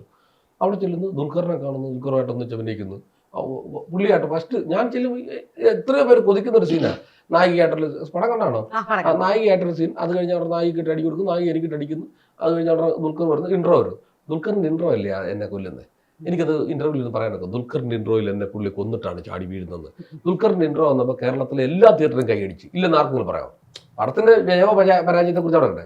അപ്പൊ ആ ദുൽഖർ ആരെ കൊല്ലാനാ വന്നേ? എന്നെ. അപ്പൊ ഒരു 10 എനിക്ക് എടുക്കാൻ മേലേ? ഞാൻ ഇതാ പറഞ്ഞ ഉടനെ അതിന് ദുൽഖർ എന്തോ ഒരു ഞാൻ അപ്പൊ എനിക്കിതൊന്ന് പറയാൻ നോക്കൂ, ഇങ്ങനെയാണെന്ന് പറയാൻ ഇത്ര വിശദീകരിച്ച് അന്ന് എനിക്ക് പറയാൻ നോക്കൂ. എന്നോട് നിങ്ങൾ ആ ഇന്റർവ്യൂ എടുത്ത് എങ്ങനെയുണ്ട് ആ സിനിമ കൈ എഴുതി കിട്ടും? ഞാൻ പറഞ്ഞു ശരി, ദുൽഖറിന് 100 കൈ എഴുതി 10 ഞാൻ എടുക്കുന്നു പറഞ്ഞു. അത്രേ പറഞ്ഞുള്ളൂ. അതിനുശേഷമാണ് എനിക്ക് തോന്നുന്നു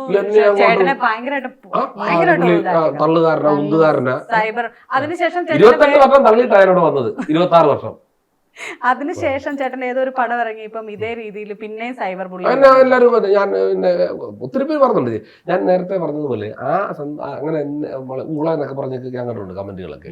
അപ്പൊ അങ്ങനെയൊക്കെ പറഞ്ഞിട്ട് ആർക്കെങ്കിലും ഒരു നേരമെങ്കിലും ഒരു ചെറിയ ആശ്വാസം കിട്ടുന്നെങ്കിൽ എന്നിലൂടെ അല്ലേ എന്നുള്ളവർക്ക് ആ കാര്യത്തിന് സന്തോഷമാണ്. അവർ തുടങ്ങുന്നുണ്ട്. നമ്മൾ ഉടനെ ഈ പണി നിർത്താൻ ഞാൻ ആഗ്രഹിക്കുന്നില്ല.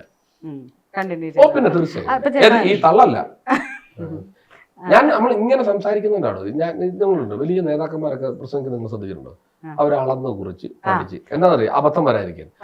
ഞാൻ അങ്ങനല്ല. ഞാനിങ്ങനെ അനർക്ക നിർക്കളമായി സംസാരിക്കുമ്പോൾ ചിലപ്പോൾ എന്തെങ്കിലും ഞാൻ പിന്നെ ഓർത്ത് ഇനി ഇന്റർവ്യൂസ് ഒന്നും കൊടുക്കണ്ടെന്നൊക്കെ തീരുമാനിച്ചു. എല്ലാ കൂട്ടുകാരും മറ്റുള്ളവരൊക്കെ പറയും അതിൻ്റെ ആവശ്യമില്ല. ആളുകൾ പറയും. എന്നോട് സിനിമയിലുള്ളവർ കുറെ ആളുകൾ പറഞ്ഞിരിക്കുന്നത് നീ കമന്റ് എന്ന് പറയുന്നത് സാധനം വായിക്കരുതെന്ന് പറഞ്ഞിട്ടുണ്ട്. നീ ജോലി ചെയ്ത് പോയി നമ്മളെ വെച്ചിട്ട് നിങ്ങൾ ഇത്രയും എക്യുപ്മെന്റ്സുമായിട്ട് ഇവിടെ വന്നത് എന്തിനാ? എന്നോട് 2 വാക്ക് സംസാരിക്കാൻ. അപ്പം ഞാൻ മിണ്ടാ എന്തോട്ട് പ്രൊമോയുടെ സുഖമാണ്. പുതിയ പടം വരുന്നുണ്ട്. എത്ര പേര് കാണും ഇത്? ഞാൻ ചോദിച്ചത് എത്ര പേര് കാണും? അല്ല ധ്യാൻ ശ്രീനിവാസൻ അങ്ങനെയാണല്ലോ മൊത്തം. അല്ല അത് പറഞ്ഞു, ഞാനിത് ഇന്റർവ്യൂലൂടെ സൂപ്പർ സ്റ്റാർ ആകാനൊന്നുമല്ല. എനിക്ക് ഞാൻ എപ്പോഴും പറഞ്ഞു ഞാൻ ദാരിദ്ര്യം പറയുന്നവനാ. എന്തൊക്കെയാ എന്നെ കുറിച്ചുള്ള പരാതി. ഞാൻ പിന്നെ എന്തോ പറയണം? ഞാൻ വളർന്നു വന്ന വഴികളെ കുറിച്ചല്ലാതെ ഞാൻ അംബാനിയുടെ മോന്റെ കഥ പറയണം? അല്ല, എനിക്കറിയാൻ പറഞ്ഞിട്ട് ഞാൻ വന്ന വഴികളെ കുറിച്ചല്ലേ പറഞ്ഞത്. ആ പറച്ചില് എനിക്ക് വേണ്ടിയല്ല ഞാൻ പറയുന്നത്. തീർച്ചയായും ചേട്ടാ. അത് കണ്ടിട്ട് ഒരാൾക്കെങ്കിലും ഇവിടെ എനിക്കും ഇങ്ങനെയൊക്കെ ആകാൻ പറ്റില്ല, ആ പുള്ളിക്കാണെങ്കിൽ അതിനെക്കാട്ട് സുന്ദരന്മാരും സൗന്ദര്യമുള്ളവരും അല്ലെങ്കിൽ സാമ്പത്തികമുള്ളവർക്കും ഇതിനെക്കാട്ട് അപ്പുറം ആകാൻ പറ്റില്ലേ? ഞാൻ അതുകൊണ്ടാ. അല്ലാതെ ഞാൻ പ്രബോധകന നാടകത്തിലേക്ക് ഞാൻ വീട്ടിൽ ഇങ്ങനെ ഇരുന്നപ്പോൾ രാവിലെ ഒരാൾ കഥകെ തട്ടി കഥ പറഞ്ഞത് നാടകത്തിൽ അഭിനയിക്കുന്നു അങ്ങനെ വിളിച്ചോണ്ട് പോയതാണ് പറയുന്നത്. അപ്പൊ ഞാൻ വന്ന വഴി പറയണ്ടേ. ഞാൻ നിങ്ങൾക്ക് വേറെ കാര്യം, രണ്ടാമത്തെ സംസ്ഥാന അവാർഡ് പ്രഖ്യാപിക്കുമ്പോൾ ആ ശരിക്കും ആ നാടകത്തിലേക്ക് എത്തപ്പെടുന്നത് വീടിന്റെ ആദ്യത്തെ ഞാൻ അവിടെ ഒരു മങ്കമ്പ് എന്ന് പറഞ്ഞ സ്ഥലത്ത് ഒരു ആധാരം എടുത്ത് അവരുടെ കമ്പനി പെയിന്റ് അടിച്ചുകൊണ്ടിരിക്കും. ഞാനും എൻ്റെ അമ്മയുടെ ആങ്ങളെ ഒരാളുണ്ട്. ഞാൻ മേളിൽ നിന്ന് ടെറസിന്റെ മേളിൽ ഇങ്ങനെ പെയിന്റ് അടിച്ചുകൊണ്ടിരിക്കുമ്പോൾ സുൽക്കാനത്ത് എന്ന് പറഞ്ഞ ആൾ ബൈക്കേ വരിക. പുള്ളിയാണ് ഞാൻ പിന്നെ കണ്ടത്. ഒരു ബൈക്ക് ഒരു വലിയൊരു ശരീരമുള്ള ഒരാൾ ഓടിച്ചു വരുന്നത്. ബൈക്ക് കൊണ്ട് നിർത്തിയപ്പോഴാണ് പുറകെ ബാഗ് തൂക്കിയിട്ടിരിക്കുന്ന ഈ പുള്ളി ഇരിപ്പുണ്ട് ഇങ്ങനെ. അത്രേ ഉള്ളു പുറകിൽ ഇരിക്കുന്നത്. ഇങ്ങോട്ട് ഇറങ്ങി വന്നു. നിന്റെ അടുത്ത വർഷം അണിയറയിലേക്ക് വിളിക്കാൻ വന്നത്. ഞാൻ പണിതുകൊണ്ടിരിക്കുക. അപ്പൊ ഞാൻ പറഞ്ഞു ഞാനിപ്പോ വേറെ ജൂബിലി തന്നെ നിൽക്കുക, രാജ്മീജന്റെ ട്രിപ്പിൽ തന്നെ നിൽക്കാന്ന് പറഞ്ഞു. അല്ലല്ല നീ അണിയറ നിൽക്കണം എന്ന് പറഞ്ഞു. അപ്പൊ എൻ്റെ അമ്മാവൻ പറഞ്ഞു എടാ നിന്നെ തേടി വന്നല്ലേ ഇവിടെ, നീ പണിയെടുത്ത് തിരക്കത്, അപ്പൊ അവർക്ക് നിന്നെ ആവശ്യമുള്ളതുണ്ട്, നീ അവരോട് പോകണമെന്ന് പറഞ്ഞു. അങ്ങനെ പോയത്. മനസ്സിലായി? അപ്പൊ ഞാൻ അങ്ങനെ നമ്മുടെ ജീവിതത്തിൽ ഇതൊക്കെ നമ്മൾ പറയണ്ടേ? നമ്മൾ കിട്ടുന്ന ജീവിതത്തിലെ കിട്ടിയ അനുഭവങ്ങളും നല്ലതിനെയും ചീത്തയും പറയണ്ടേ? നമ്മൾ പോകുന്ന വഴിയിൽ ഇപ്പൊ ഒരു കല്ലേ തട്ടി അല്ലെ ഒരു ചവിട്ടാൻ പാടില്ലാത്തൊരു സ്ഥലത്ത് ചവിട്ടിപ്പോ എനിക്കൊരു അപകടം പറ്റി. അപ്പൊ നമ്മൾ പറഞ്ഞു ഞാൻ ചവിട്ടില്ല കേട്ടോ, ഇപ്പൊ അത് പറയണ്ടേ? അല്ല ചവിട്ടിട്ട് മാറി വാർത്തിക്കണം മറ്റവന് ചവിട്ടുന്നുണ്ടോക്കെ, അത് തെറ്റില്ലേ? അല്ല അത് ഞാനതാ. അതുകൊണ്ട് ഞാൻ എല്ലാരും പറയും നീ എന്തിനാ ഇങ്ങനെയല്ലെന്ന്, നീ അടുത്ത മണിക്കേട്ടനാകാൻ നോക്കുകയാണെന്നൊക്കെ ചോദിച്ചത്രേ. പുള്ളിയുടെ ദാരിദ്ര്യമല്ലെന്ന് ഞാൻ പറയുന്നത്, എന്റെ ദാരിദ്ര്യം ഞാൻ പറയുന്നത്. വന്ന വഴി പറഞ്ഞ് നമ്മൾ സന്തോഷിക്കാനല്ലെന്ന്. ഞാൻ പട്ടിണി കിടന്നു പറഞ്ഞ് ആരെ സന്തോഷിപ്പിക്കാനാ? എന്റെ പട്ടിണി എന്റെ ബുദ്ധിമുട്ട് പറയാത്തോ ഞാൻ 10 പേരോട് പറഞ്ഞു കേൾപ്പിക്കും ഞാൻ സന്തോഷിക്കാണെന്നാണ് നിങ്ങളുടെയൊക്കെ ധാരണ, അല്ലെ മറ്റുള്ളവരുടെ ധാരണ? ഒരിക്കലും സന്തോഷിച്ചിട്ട് പറയുന്നതല്ലെന്നേ. ആ ഒരു നിമിഷത്തിൽ നിന്ന് ഇന്നിപ്പോ ഈ കാണുന്ന ഒരു സന്തോഷം പറഞ്ഞ ഇവര് 3 പേരും ചിരിക്കും.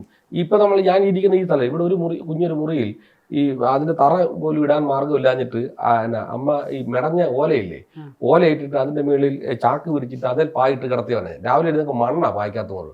അവിടുന്ന് ഇപ്പൊ നമ്മൾ ഇവിടെ ഇരിക്കുന്നത്. ഇത് പറയണ്ടേ? ഞാൻ അത് പറഞ്ഞ ദാരിദ്ര്യം പറയുക, അത് പറയുക, ഇത് പറയുക. ഞാൻ പറയുന്നത് വീണ്ടും പറയാം, എനിക്ക് വേണ്ടിയല്ല ഞാൻ പറയുന്നത്.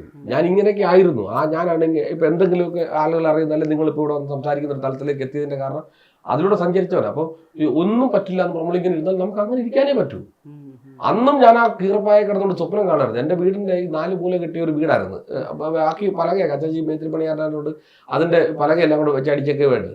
അതെല്ലാം ഷോക്കാർഡുകൾ ഒട്ടിച്ചു വെക്കാറ് നാടകക്കാരുടെ. വേറെ എൻ്റെ അല്ല, കണ്ടവരുടെ നാടകക്കാരെല്ലാം ഒട്ടിച്ചു വെക്കും. എന്നിട്ട് കണ്ണു തുറന്ന് നോക്കുന്ന രാവിലെ പുതപ്പ് മാറ്റിയിട്ട് നോക്കുന്ന ഇതിലോട്ടാണ്. എന്നിട്ട് പറയും ഈ പോസ്റ്ററിന്റെ ഈ ഭാഗത്ത് എനിക്ക് പറഞ്ഞു എൻ്റെ പടം അവിടെ ആയിരിക്കണം, അങ്ങനെ ആയിരിക്കണം, അങ്ങനെ ആഗ്രഹിച്ച് ഞാൻ ഇന്റർവ്യൂ പറഞ്ഞിട്ടില്ല, എന്നാലും പറയാം നിങ്ങളുടെ ഒരിക്കൽ അന്ന് ഈ വെള്ളി നക്ഷത്രവും ഞാൻ ഭയങ്കര സജീവമായിരിക്കുന്ന സമയമാണ്. അതിനകത്തൊരു മാരുതിക്കാരൻ്റെ അവിടെ നമുക്ക് ഒരു ജീൻസിന്റെ പാൻറ്റും ഒരു ജീൻസിന്റെ ഷർട്ടും കൂടെ കൈ കെട്ടിക്കുന്നത് കണ്ടടി കൊച്ചു കൂളിംഗ് ഗ്ലാസ്. ആ പടം വെട്ടിയെടുത്തുകൊണ്ട് വന്നിട്ട് ആ മമ്മൂക്കയുടെ മുഖത്ത് എൻ്റെ പടം ഞാൻ വെട്ടി ഒട്ടിച്ചിട്ട് ആ ഷോക്കാടിൽ ഒട്ടിച്ചത് ഞാൻ ഇങ്ങനെ ഇരിക്കുന്ന ഷോക്കാടാ. അപ്പോൾ അതിലോട്ട് അതിനകത്ത് വെട്ടിയെടുത്ത് തരിക കളർ ഫോട്ടോ എടുത്ത് പാസ്പോർട്ട് ചെയ്ത് കളർ ഫോട്ടോ എടുത്ത് ഒട്ടിച്ചിട്ട് ഇങ്ങനെ ഞാൻ കണ്ടത്. അവിടുന്ന് ഞാൻ നളലാസിന്റെ വിശേഷങ്ങൾ നാടകം എന്ന് പറയുന്ന നാടകം കളിച്ച് ലാസ്റ്റ് നാടകം കളിച്ചിറങ്ങുമ്പോൾ നാടകവണ്ടിയുടെ മുകളിൽ എൻ്റെ പടം വന്നത് ബോർഡർ, വലിയ ബോർഡർ. ഞാൻ സന്തോഷിക്കട്ടെ, പറയണ്ടേത്. അവിടുന്ന് ഈ ചങ്ങനാശ്ശേരി അഭിനയ തിയേറ്ററിൽ കള സിനിമ ഇറങ്ങുമ്പോൾ വലിയ പോസ്റ്റർ ഒട്ടിച്ചിരുന്നത്. ഈ തെരുവാലകളിലൂടെ നമ്മൾ പോകുമ്പോൾ നമ്മുടെ പോസ്റ്ററാണ് ഞാൻ തന്നെ ഇപ്പോഴും കൊതിയാ കാണുമ്പോൾ. നമ്മുടെ ഞാൻ ഇന്നാളെ എൻ്റെ കൂടെ ഒന്ന് പയ്യനോട് ഇതെന്നതാണ് ഈ കാണുന്നത്, നമ്മളിതൊക്കെ സ്വപ്നം കണ്ടാണ് പറയണ്ടേ ഇതൊക്കെ. ചേട്ടാ അത് ഞാൻ അങ്ങനെ ഒരു പോസ്റ്റർ ചേട്ടൻ്റെത് വലിച്ചു കീറിയ ഒരു കഥ ഞാൻ ആ ജംഗ്ഷനില്ല നിങ്ങൾ ആദ്യം വണ്ടി നിർത്തി അവിടുന്നാണ്. അതൊക്കെ ഇനി പറയണോ? ലൈഫിൽ നമ്മൾ അങ്ങനെയാണ്, കുറച്ച് വിഷമങ്ങളൊക്കെ നമ്മൾ ചേട്ടനൊരു ഡിസയർ ഉണ്ടായിരുന്നു എങ്ങനെയെങ്കിലും ഒരു സ്ഥലത്തെത്തണം, അതിന് അപ്ഗ്രേഡ് ചെയ്ത് ഉണ്ടായിരുന്നു. ഞാൻ എപ്പോഴും അതിനുവേണ്ടി ശ്രമിച്ചുകൊണ്ടിരുന്നുള്ളത്. ഇന്ന് കളിച്ച നാടകമല്ല ഞാൻ നാളെ കളിക്കാൻ ശ്രമിക്കുന്നത്. അന്നത്തെ നാടകത്ത് എന്തെങ്കിലും എൻ്റെ ഒരു സാധനം ഇടാൻ എന്നെ ശ്രദ്ധിക്കും. ഞാൻ പോരല്ലേ നമ്മൾ ഇൻഡിക്കേറ്റർ ഇങ്ങോട്ട് നോക്കുന്നു അതായിരുന്നു ഞാൻ. അപ്പം അത് ഇപ്പോഴും സിനിമയ്ക്ക് എന്തായാലും ഇപ്പം സിനിമ ലൊക്കേഷൻ ചെയ്യുന്ന പാട്ടും ബഹളവും കഥ പറച്ചിലും ഒക്കെ ആയിട്ട് ഞാനിങ്ങനെ ആളുകളുടെ അപ്പം എല്ലാവരും കൂടെ പ്രമോട്ടം തുടങ്ങിയ പരിപാടി. എന്താ പറയുക, എന്നെ ഓർത്തിരിക്കാനുള്ള ചില ടിപ്പുകളാണ് ഞാനാ കൊടുക്കുന്നത്. അവിടെ പ്രൊമോട്ട് ഭയങ്കര വൈബ് ഇങ്ങനെ വന്നിട്ടുണ്ട് അത് പറയാം കാരവാനിലേക്ക് കാരവാൻകാരൊക്കെയാണ് ഞാൻ എപ്പോഴും താരങ്ങളോട് കൂടി ഇരിക്കുന്നതിനെക്കാട്ട് കൂടുതൽ സമയം അവിടുത്തെ നമ്മുടെ ജോലിക്കാരില്ലേ അവരുടെ ലൈറ്റ്മാനെ അല്ലെങ്കിൽ അതുപോലുള്ള കാരവാൻ ഡ്രൈവർമാർ മറ്റൊരു അപ്പോൾ അതുകൊണ്ട് അവർ നമ്മളൊരാളായിട്ട് എനിക്ക് തോന്നും ഞാൻ അവരെ ഒരാളായിട്ട് തോന്നും നമുക്ക് കാരവാനിൽ കയറിക്കുമ്പോൾ ഞാൻ എന്തിനാ വെറുതെ അതിനകത്തിരുന്ന ഞാൻ ചെന്ന് മേക്കപ്പിന് വേണ്ടി മാത്രമായിരിക്കും മേക്കപ്പ് അപ്പം ഞാൻ വെളിയിൽ ഇറങ്ങിയിരിക്കും കാരണം നമുക്ക് ഞാനൊരു സമൂഹ ജീവിയാന്ന് വിശ്വസിക്കുന്ന ആളാണ് ചില പ്രത്യേക ഇപ്പോൾ ബാത്റൂം പോകേണ്ട ആവശ്യങ്ങളോ അല്ല അങ്ങനെയുള്ള കാര്യങ്ങളൊക്കെ വരുമ്പോൾ അതിനകത്ത് പിന്നെ അതല്ല നമ്മളിരിക്കുമ്പോൾ ഞാൻ ചിന്തിക്കുന്ന തന്നെ ഞാനിരിക്കുമ്പോൾ നമ്മളെക്കാട്ടൊരു സീനിയർ ആൾ വരുമ്പോൾ ഞാൻ അതിനകത്ത് ഇറങ്ങി കൊടുക്കേണ്ടി വരും അപ്പോൾ അത് നമ്മൾ മനസ്സിൽ കണ്ടുകൊണ്ട് നേരത്തെ അങ്ങ് ഇറങ്ങിയിരിക്കുന്നല്ലേ ഇപ്പൊ പുതിയതായിട്ട് പടങ്ങൾ വന്നു തുടങ്ങി. ഇപ്പൊ എനിക്ക് തോന്നുന്നു പ്രസ് മീറ്റിനെല്ലാം തന്നെ പടത്തിന്റെ പ്രൊമോഷന്റെ ഭാഗമായി അതുകൊണ്ടായി വളവളാന്ന് സംസാരിക്കുന്നുണ്ടെന്ന് തോന്നുന്നു, അല്ലാതെ കാര്യം ഉണ്ടായിട്ടൊന്നും അല്ല. പല ഞാൻ ഈ തേര് എന്ന് പറഞ്ഞ സിനിമയിലാണ് ആദ്യമായിട്ട് ഞാൻ ഇങ്ങനെ ഒരു പ്രസ് മീറ്റിലേക്ക് ഇരിക്കുന്നത്. അത് ഉഗ്ര ക്യാരക്ടറായിരുന്നു, നന്നായ ക്യാരക്ടർ. അപ്പോൾ അന്ന് വലിയൊരു അനുഭവം ഉണ്ടായിരുന്നു. മോനെ കൊണ്ടാണ് പോയിരിക്കുന്നത് ഞാൻ. അപ്പോൾ ചെന്ന് ഒരു 10-65 ക്യാമറയ്ക്ക് മേളിൽ അവർ നമ്മളെ നോക്കിയിരിക്കുന്നുണ്ട്. അപ്പോൾ എന്താ പറയണ്ടേ, ഒരു സിനിമയുടെ എവിടെ വരെ പറയാം, അല്ലെ ഒരു റിലീസിന് മുമ്പേ അതിൻ്റെ ഏത് ഭാഗം വരെ പറയാം. ചിലപ്പോൾ എൻ്റെ ക്യാരക്ടറെ ഹൈഡ് ചെയ്ത് വെച്ചിരിക്കുകയാണോ എന്നൊക്കെ ഡയറക്ടർക്കല്ലേ അറിയത്തുള്ളൂ. ഇവർ ഇതിൻ്റെ ഏത് രീതിയിൽ അത് പരസ്യപ്പെടുത്താൻ നോക്കുന്നൊക്കെ അറിയാതിരിക്കുന്ന സമയത്ത് ഇവർ എന്നാ ഇങ്ങനെ. അപ്പോൾ എല്ലാവരും വിളിച്ചുകൊണ്ട് പോയി ഇൻ്റർവ്യൂ എടുക്കുന്നുണ്ട്. ഈ ബാക്കിയുള്ളത് ഈ പ്രസ് മീറ്റ് കഴിഞ്ഞപ്പോൾ ഞാൻ ഇവനോട് അച്ഛനെ വിളിക്കാം, അവനെ വിളിക്കുമായിരിക്കും പറയും, എന്നെ അറിയില്ലല്ലോ ആർക്ക്. അങ്ങനെ മാറി ഇരുന്ന് നമ്മുടെ ഒരു ടീം വന്ന് ഇങ്ങനെ ഞങ്ങൾ 3 പേര്, ഞാനും ഡയറക്ടറും ഞങ്ങൾ 3 പേരിരിക്കുന്നൊരു സീൻ. അപ്പം എന്നോട് ഡയറക്ടർ ചോദിച്ചു എന്താ പ്രൊമോട്ടർ ഒന്നും മിണ്ടാന്ന് ചോദിച്ചു നേരത്തെ. ഞാൻ പറഞ്ഞു എനിക്കറിയില്ല എവിടെ വരെ പറയണമെന്നുള്ളതിനെ കുറിച്ച്. എന്തിനാ അലക്കിക്കോളാൻ പറഞ്ഞു. അപ്പോൾ അതിന് കേൾക്കാൻ വേണ്ടി ഞാൻ നോക്കി ഒറ്റ അലക്ക് ആ ഇന്റർവ്യൂ. ഈ ഡയറക്ടർ മിണ്ടാതിരുന്ന് കൂടെ അഭിനയിക്കുന്ന പുള്ളിക്കായിരിക്കും ഞാൻ കഥ പറഞ്ഞിട്ട്. അപ്പോൾ വേറെ 3-4 ക്യാമറ ആയിട്ട് അപ്പുറത്ത് 2 പേര് ഇരിപ്പുണ്ട്, ഷൂട്ട് ചെയ്യാതെ ഇങ്ങനെ കണ്ടിട്ടുണ്ട്. ശരിയെന്ന് പറഞ്ഞ് ശരി അതൊന്ന് കഴിഞ്ഞു, ഇത് കഴിഞ്ഞു. ഞാൻ ഇറങ്ങട്ടെ പറ ഇറങ്ങി. അവർ 2 പേരും ആദ്യം ഇറങ്ങി. ഞാൻ 3 ഇറങ്ങുമ്പോൾ അവർ പ്രൊമോട്ടർ ഒരു പേഴ്സണൽ ഇന്റർവ്യൂ എടുത്തെന്ന് ചോദിച്ചു. ഞാൻ പറഞ്ഞു ഇതിനല്ലേ ഞാൻ ഈ മണിക്കൂറുകളോട് എടുക്കുന്നത്. ആ ഇന്റർവ്യൂ ആണ് ശരിക്കും എനിക്ക് ജീവിതത്തിൽ ഒരു വല്ലാത്ത വഴുത്തലും ഉണ്ടാക്കി തന്ന് എന്നെ എയറിൽ കൊണ്ടുപോയ. അതിലാണ് നാടകത്തിന്റെ ഡയലോഗ് കുറച്ച് ഭയങ്കര വൈറലായത്. അവതാരിക കരയൊക്കെ ചെയ്ത് അത് അപ്പൊ അവരുടെ ഭയങ്കരമായിട്ട് അത് ഒത്തിരി വൈറലായത് അത്. അപ്പൊ അതിനുശേഷം പിന്നെ ഇങ്ങനെ വരുന്ന തുടങ്ങി. അപ്പൊ നമുക്ക് മനസ്സിലായി എന്തെങ്കിലുമൊക്കെ നിങ്ങൾക്കുള്ള തരാൻ പറ്റുന്ന ഒരാളാണെന്ന് തോന്നുന്നു. പിന്നെ മോന്റെ ഇപ്പൊ പഠിക്കുന്നിടത്തൊക്കെ എങ്ങനെയാണ് ഫ്രണ്ട്സ് ഒക്കെ? അറിയാം പ്രമോദ് വെളിയനാടിന്റെ മകനാണെന്ന്. പോസ്റ്ററിലൊക്കെ ഇരിക്കുന്നത് ഞങ്ങളുടെ കോളേജിന്റെ ഭാഗത്ത് ഒരു പോസ്റ്റർ ഇട്ടിച്ചു. ഞാൻ ചുമ്മാ അതുവഴി ഇങ്ങനെ നടക്കുമ്പോഴത്തേക്കും അച്ഛനോടം കാണും. അപ്പോഴത്തേക്കും ഈ പുള്ളി മറ്റേ സിനിമാണല്ലേ എന്നൊക്കെ പറയാം. അങ്ങനെ അങ്ങോട്ടും ഇങ്ങോട്ടും എല്ലാം കളിയാക്കും. അതുപോലെ ഇവനെ പ്ലസ് 1 പഠിക്കുന്ന സമയത്തെ അവൻ സ്കൂളിലൊന്നും പറഞ്ഞിട്ടില്ല ഞാനിങ്ങനെ സിനിമാകാരനാണെന്നൊന്നും അല്ല സിനിമാ നടനാണെന്നുള്ളത്. ഇവിടെ വേറെ പിള്ളേരൊക്കെ ഉണ്ട്. ഇപ്പോൾ ഒരു സമയത്ത് ടീച്ചർ ഇങ്ങനെ സിനിമ കണ്ടിട്ട് വന്നിട്ട് ഇവരോട് ചോദിച്ചു പ്രവി എഴുതാക്കി പ്രവിയുടെ അച്ഛനെന്താ ജോലി എന്ന് ചോദിച്ചു. അപ്പോൾ പറഞ്ഞ ഇങ്ങനെ സിനിമയിൽ എന്നിട്ടെന്താ നീ പറയാം. ഞാൻ എല്ലാവരും അച്ഛൻ്റെ ജോലി പറയേണ്ട കാര്യമാണ്. ജോലി പറഞ്ഞ അല്ല നീ അത് പറഞ്ഞാൽ അച്ഛൻ ജോലിക്ക് പോകുന്നു അത്. അപ്പോൾ അങ്ങനത്തെ ഒരാളാണ്. അപ്പോൾ ടീച്ചറിനെ വിളിച്ചിട്ട് ഞാൻ പിന്നെ നമ്മളുടെ കരുതലിനെ കുറിച്ച് ഞാൻ ശ്രദ്ധിച്ചാണ്ടേ അത്ര ഞാൻ ചിന്തിച്ചില്ല. അവനപ്പോൾ ടീച്ചർ നമ്പർ മേടിച്ചിട്ട് എന്നെ വിളിച്ചിട്ട് പറഞ്ഞ് പ്രമോദ് സാർ ഇതുപോലെ ഞാൻ സ്കൂളിൻ്റെ ഒരു വാർഷികാഘോഷ പരിപാടി നിങ്ങളത് വിളിക്കണമെന്ന് ആഗ്രഹിക്കുന്നു. അപ്പോൾ ഞാൻ ഇവനോടൊന്ന് ചോദിച്ചേക്കാം ആലോചിച്ചിട്ട് ഞാൻ പറയുന്നത് ഇപ്പം ഞാൻ ഡേറ്റ് നോക്കിയിട്ട് പറയുന്നത് തിരക്ക് പെട്ടെന്ന് പറയാനൊക്കെ ശരി പിന്നെ പറഞ്ഞാൽ പറഞ്ഞ് വെച്ച് ഇവിടെ വന്നു. ഞാൻ ഇവിടെ ചേട്ടാ നിൻ്റെ കോളേജിൽ നിന്ന് വിളിച്ചു സ്കൂളിൽ നിന്ന് വിളിച്ചിട്ടുണ്ട് ഞാൻ പറഞ്ഞോ എന്ന് ചോദിച്ചു. വരണമെന്ന് പറഞ്ഞു. ഞാൻ പറഞ്ഞേ ഇഷ്ടമുള്ളവരെക്കാട്ടി കൂടുതൽ ഇഷ്ടമില്ലാത്തവർ കാണും അവിടെ. അപ്പം അത്രയും ആളുകളുടെ മുന്നിൽ ഞാൻ അങ്ങോട്ട് കരുതില്ല ഒരു ഗൂഗിൾ പിന്നെ ഏത് സിനിമ നടനാന്ന് ചോദിച്ചാൽ എന്നെക്കാട്ടി വേദന അവനായിരിക്കും. അതുകൊണ്ട് ഞാൻ ഇറങ്ങുമ്പോൾ ഇന്ന സിനിമ നടനാന്ന് പറഞ്ഞ സമയത്ത് പോയാൽ മതി. അതാവും പറഞ്ഞ അല്ല അത് എന്നോട് ഞാൻ ഇങ്ങനെയുള്ള ആദ്യമൊക്കെ ഞാൻ ഭയങ്കര ഇതായി പോകാറുണ്ട് ഇത് കാരണം നമ്മൾ എന്ത് പറഞ്ഞിട്ടാണ് ഇവർ നമ്മളിങ്ങനെ തേജോധം ചെയ്തെന്നൊക്കെ ഉള്ളൊരു വേറെ പണിയില്ല നിർത്തിയിട്ട് പോടാന്നൊക്കെ പറയാം. അങ്ങനെയൊക്കെ ഒത്തിരി പേര് ഈ ചില ഇവള് എൻ്റെ രസമാണ് അറിയോ ഈ കമൻറ്റ് ഇടുന്നവരോട് ഒരു പ്രത്യേകത. അപ്പോൾ ചോദിക്കും ഇവളെ സൂപ്പിക്കാനോ എന്നെ സൂപ്പിക്കാനോ. ഞാൻ കമൻറ്റുകളും ഇതൊക്കെ നോക്കും. ഞങ്ങൾ കിടക്കുന്ന സമയത്ത് ഞാനിങ്ങനെ നോക്കും. ഞങ്ങൾ രണ്ടുകൂടെ നോക്കും. അപ്പോൾ ഇവിടെ ഒരു ഇതെന്നെ നമ്മളോടൊക്കെ ഇങ്ങനെ പറയുന്നത് നമ്മൾ എന്ത് തെറ്റ് ചെയ്തിട്ടാന്നേ എല്ലാം പ്രമോദ് സൂപ്പറാന്ന് വെക്കണമെന്നില്ലെന്നേ. നമ്മളെന്താ പറയുന്നത് നമ്മൾ വെക്കുന്നിടത്തല്ലേ ഈ വെടികൊള്ളുന്നത്. അതേ പ്രശ്നം. നമ്മൾ ഉദ്ദേശിക്കുന്ന ഇവർ വേറെ ചിന്തയിലൂടെയാണ് പറയുന്നത്. അപ്പോൾ ഈ കമൻറ്റൊക്കെ എഴുതുമ്പോഴേ ഇത് ഒരു പൊതുസമൂഹത്തിലേക്ക് ഇറങ്ങി പോകുന്ന കമൻറ്റുകളാണെന്ന് ഓർക്കുക. അത് ഇപ്പോൾ ഇച്ചിരിയൊക്കെ നമ്മൾ ഒറ്റ എടുക്കുന്ന അഡ്രസ് ഇല്ല കേട്ടോ. അത് വേറെ കാര്യം. ഞാൻ ചിലതൊക്കെ നോക്കി പോയിട്ടുണ്ട് ഇങ്ങനെ അറിയാം എന്താ വെച്ചാൽ ഞാൻ നിങ്ങളോട് എന്ത് തെറ്റ് ചെയ്യുന്നു ചോദിക്കാമെന്ന് വിചാരിച്ച് വേറെ ഒന്നുമല്ല ദേഷ്യപ്പെടാനൊന്നുമല്ല. ഞാൻ എന്ത് തെറ്റെങ്കിലും നിങ്ങളോട് ചെയ്തിട്ടുണ്ട്. അതാണ് നല്ലത്. നമുക്ക് മറച്ചു വെക്കാനൊന്നും ഇല്ലെന്നേ. ഇത് മറച്ചു വെച്ച് അല്ലെങ്കിൽ ഇത് ഈ ആധികാരികമായി സംസാരിക്കാൻ അറിയാൻ പാടില്ലാത്തതിന്റെ പ്രശ്നമൊക്കെ ഉണ്ട്. അല്ലെങ്കിൽ ഞാൻ അങ്ങനെ തീർച്ചയായും അതാണ് ചേട്ടൻ പറഞ്ഞ പോലെ നമുക്ക് പോളിഷ് ചെയ്ത് സംസാരിക്കാറില്ല. നമ്മൾ പറയാനുള്ളത് പറയാം, അല്ലാതെ എന്നത് ഞാൻ പക്ഷേ അതിന്റെ ചേട്ടൻ കാര്യം ഒന്ന് അറിയാം. ചിന്തിക്കണം, രണ്ട് രീതിയിൽ നമ്മൾ പോളിഷ് ചെയ്ത് സംസാരിക്കേണ്ട ഒരു നടന്റെ ആവശ്യകതയാണോ അല്ല ഇങ്ങനെ തന്നെ ഒരു പ്രമോദ് വെളിനാട്? എനിക്കിങ്ങനെ മതിക്കുന്നത്. ഞാൻ ആക്ഷനിലും കട്ടിലും കട്ടൻ പൊങ്ങോട് അഭിനയിക്കുന്ന ആളാണ്, അല്ലാതെ അതിന് വഴി അഭിനയിക്കുന്ന ആളല്ല. എൻ്റെ ജീവിതം അതാ. ഞാൻ ഇവരോട് പെരുമാറുന്നത് കണ്ടില്ല, സംസാരിക്കുന്നതൊക്കെ ഇങ്ങനെ തന്നെ. എനിക്ക് അല്ലാതെ ആക്ച്വലി ഞാൻ 2000 തോന്നുന്നു ഇങ്ങനെ എനിക്കറിയില്ല, അതാ അഭിനയം. അപ്പൊ അല്ലാതെ നമുക്ക് എന്തിനാണ് മറച്ചു വെച്ച് സംസാരിക്കുന്നത്? എന്ത് കാര്യത്തിന്? നമുക്ക് ഓപ്പണായിട്ട് സംസാരിക്കാമല്ലോ എന്ത് കാര്യങ്ങളും അതിനെ കുറിച്ച് എനിക്കറിയാവുന്നതൊക്കെ. വിവരക്കേടാ പറയുന്നത് ആയിക്കോട്ടെ, എന്നാലും ഞാനതൊക്കെ പറയും. അതാണ് അത് സന്തോഷമുള്ളവർക്കും സ്നേഹമുള്ളവർക്കും സ്വീകരിക്കാം, ഇല്ലാത്തവർക്ക് അതുപോലെ തന്നെ പോകണം. ചേട്ടാ ഇപ്പം പുതിയതായിട്ട് ഇനിയിപ്പോ വരാനിരിക്കുന്നുണ്ട്. പുതിയത് എണ്ണം പറയണോ? എണ്ണം പറ, ഇതൊക്കെ ഒരു തള്ളല്ലേ? തള്ളല്ല, ഞാൻ ചുമ്മാ പറഞ്ഞ എല്ലാം കൂടെ ഒരു 11 സിനിമ ഇറങ്ങാനുണ്ട്, ചെറുതും വലുതുമായിട്ടുള്ളത്. ഇപ്പൊ ഒരു പടം സമാധാന പുസ്തകം ഇറങ്ങി. ഇനിയിപ്പോ ചിത്തിനി എന്ന് പറഞ്ഞൊരു പടം. എല്ലാം ചെറിയ കുഞ്ഞു കുഞ്ഞു വേഷങ്ങളും, എന്നാൽ ഒരു വലിയ വലിയ പ്രോജക്റ്റ് ചെയ്തു വെച്ചിട്ടുണ്ട്. ഇല്ലില്ല, വലിയ അല്ല വലിയ നമ്മുടെ എന്റെ സന്തോഷങ്ങൾ ഞാനല്ലാതെ ആര് പറയുന്നേ. ഒരു വലിയ പ്രോജക്റ്റ് ചെയ്ത് വെച്ചിട്ടുണ്ട്. ഓണത്തോടുകൂടി അത് റിലീസാകും. അതിനകത്ത് ഒരു ചെറിയ കുഞ്ഞൊരു വേഷം ചെയ്തിട്ടുണ്ട്. അത് ചിലപ്പോൾ നന്നാകാൻ സാധ്യതയുള്ളൊരു സിനിമയാണ്. അതാണ് ഇപ്പം നമ്മൾ പറയുമല്ലോ, ചിലതിനെ നമ്മൾ എയിം ചെയ്യുമല്ലോ, ഇത് നന്നാവും അങ്ങനെ. പിന്നെ ചിത്രാഞ്ജലി പ്രൊഡ്യൂസ് ചെയ്തൊരു പടം, അത് ചുരുൾ എന്ന് പറഞ്ഞാൽ അത് നായകനാണ് ഞാൻ. അത് വലിയ പ്രതീക്ഷയോട് കൂടി കാത്തിരിക്കുന്നത്. അത് അക്കാദമിക് തലത്തിലൊക്കെ ചർച്ച ചെയ്യപ്പെടുന്നത്, അവാർഡെന്ന് പറയരുത്, ചർച്ച ചെയ്യപ്പെടാൻ സാധ്യതയുള്ള ഒരു സിനിമയാണ്. അത് വലിയ സ്വപ്നമായിട്ട് നിൽക്കുന്നു. പിന്നെ കുറേ സിനിമകൾ 11ഓളം സിനിമകൾ വരാനുണ്ട്. ചേട്ടാ എന്താണെങ്കിലും വരുന്ന ചിത്രങ്ങളൊക്കെ അടിപൊളിയാവട്ടെ. അതുപോലെ തന്നെ ലൈഫിൽ ഇപ്പൊ പറഞ്ഞ പോലെ അപ്പ് ആൻഡ് ഡൗൺസ് ഉണ്ടാവും. പക്ഷെ ചേട്ടന് നല്ല ഗെയിമുണ്ട്, നാക്കുണ്ട്, പിടിച്ചു നിൽക്കും. എന്നെ പോലും സാധാരണ ഞാനാണ് എവിടെ ചെന്നാലും ലെവൽ ചെയ്യുന്നത്, എന്നെ പോലും ഇടിച്ചു നിർത്തിയിട്ടുണ്ട്. അപ്പൊ കുറെ നേരം സംസാരിച്ചില്ല എല്ലാരോടും. നമ്മൾ ഈ ചില കാര്യങ്ങൾ കേൾക്കുമ്പോൾ ഡൗൺ ആയി പോകുന്നതിന്റെ കാര്യം നമ്മൾ മനുഷ്യനായതുകൊണ്ടാണ്. മജ്ജയും മാംസവും ഒക്കെ കൊണ്ട് വികാരങ്ങളെല്ലാം കരയേണ്ട സമയത്ത് കരയുകയും ചിരിക്കേണ്ട സമയത്ത് ചിരിക്കുകയും സന്തോഷിക്കേണ്ട സമയത്ത് സന്തോഷിക്കുകയും ചെയ്യുന്ന മറകളില്ലാതെ ജീവിക്കുന്ന ഒരാളാണ് ഞാൻ.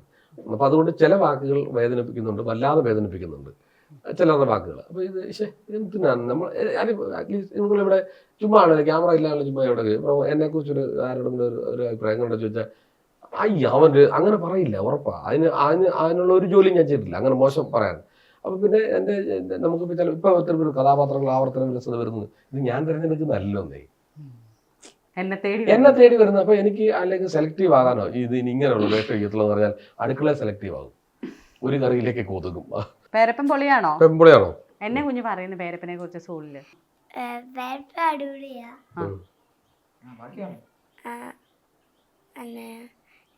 പേരപ്പയുടെ വേഷമൊക്കെ അടിപൊളിയാ. എന്താണെങ്കിലും കുതിരയെ പോലെ അങ്ങനെ പാഞ്ഞു പോട്ടെ. Thank you. ഞങ്ങളുടെ കൊച്ചു വീട്ടിലേക്ക് വന്ന് ഇത്രയും നേരം സംസാരിച്ചതിൽ ഞങ്ങളുടെ ഒരു നന്ദി കൂടെ അറിയിക്കുന്നു. സന്തോഷം. Okay sir.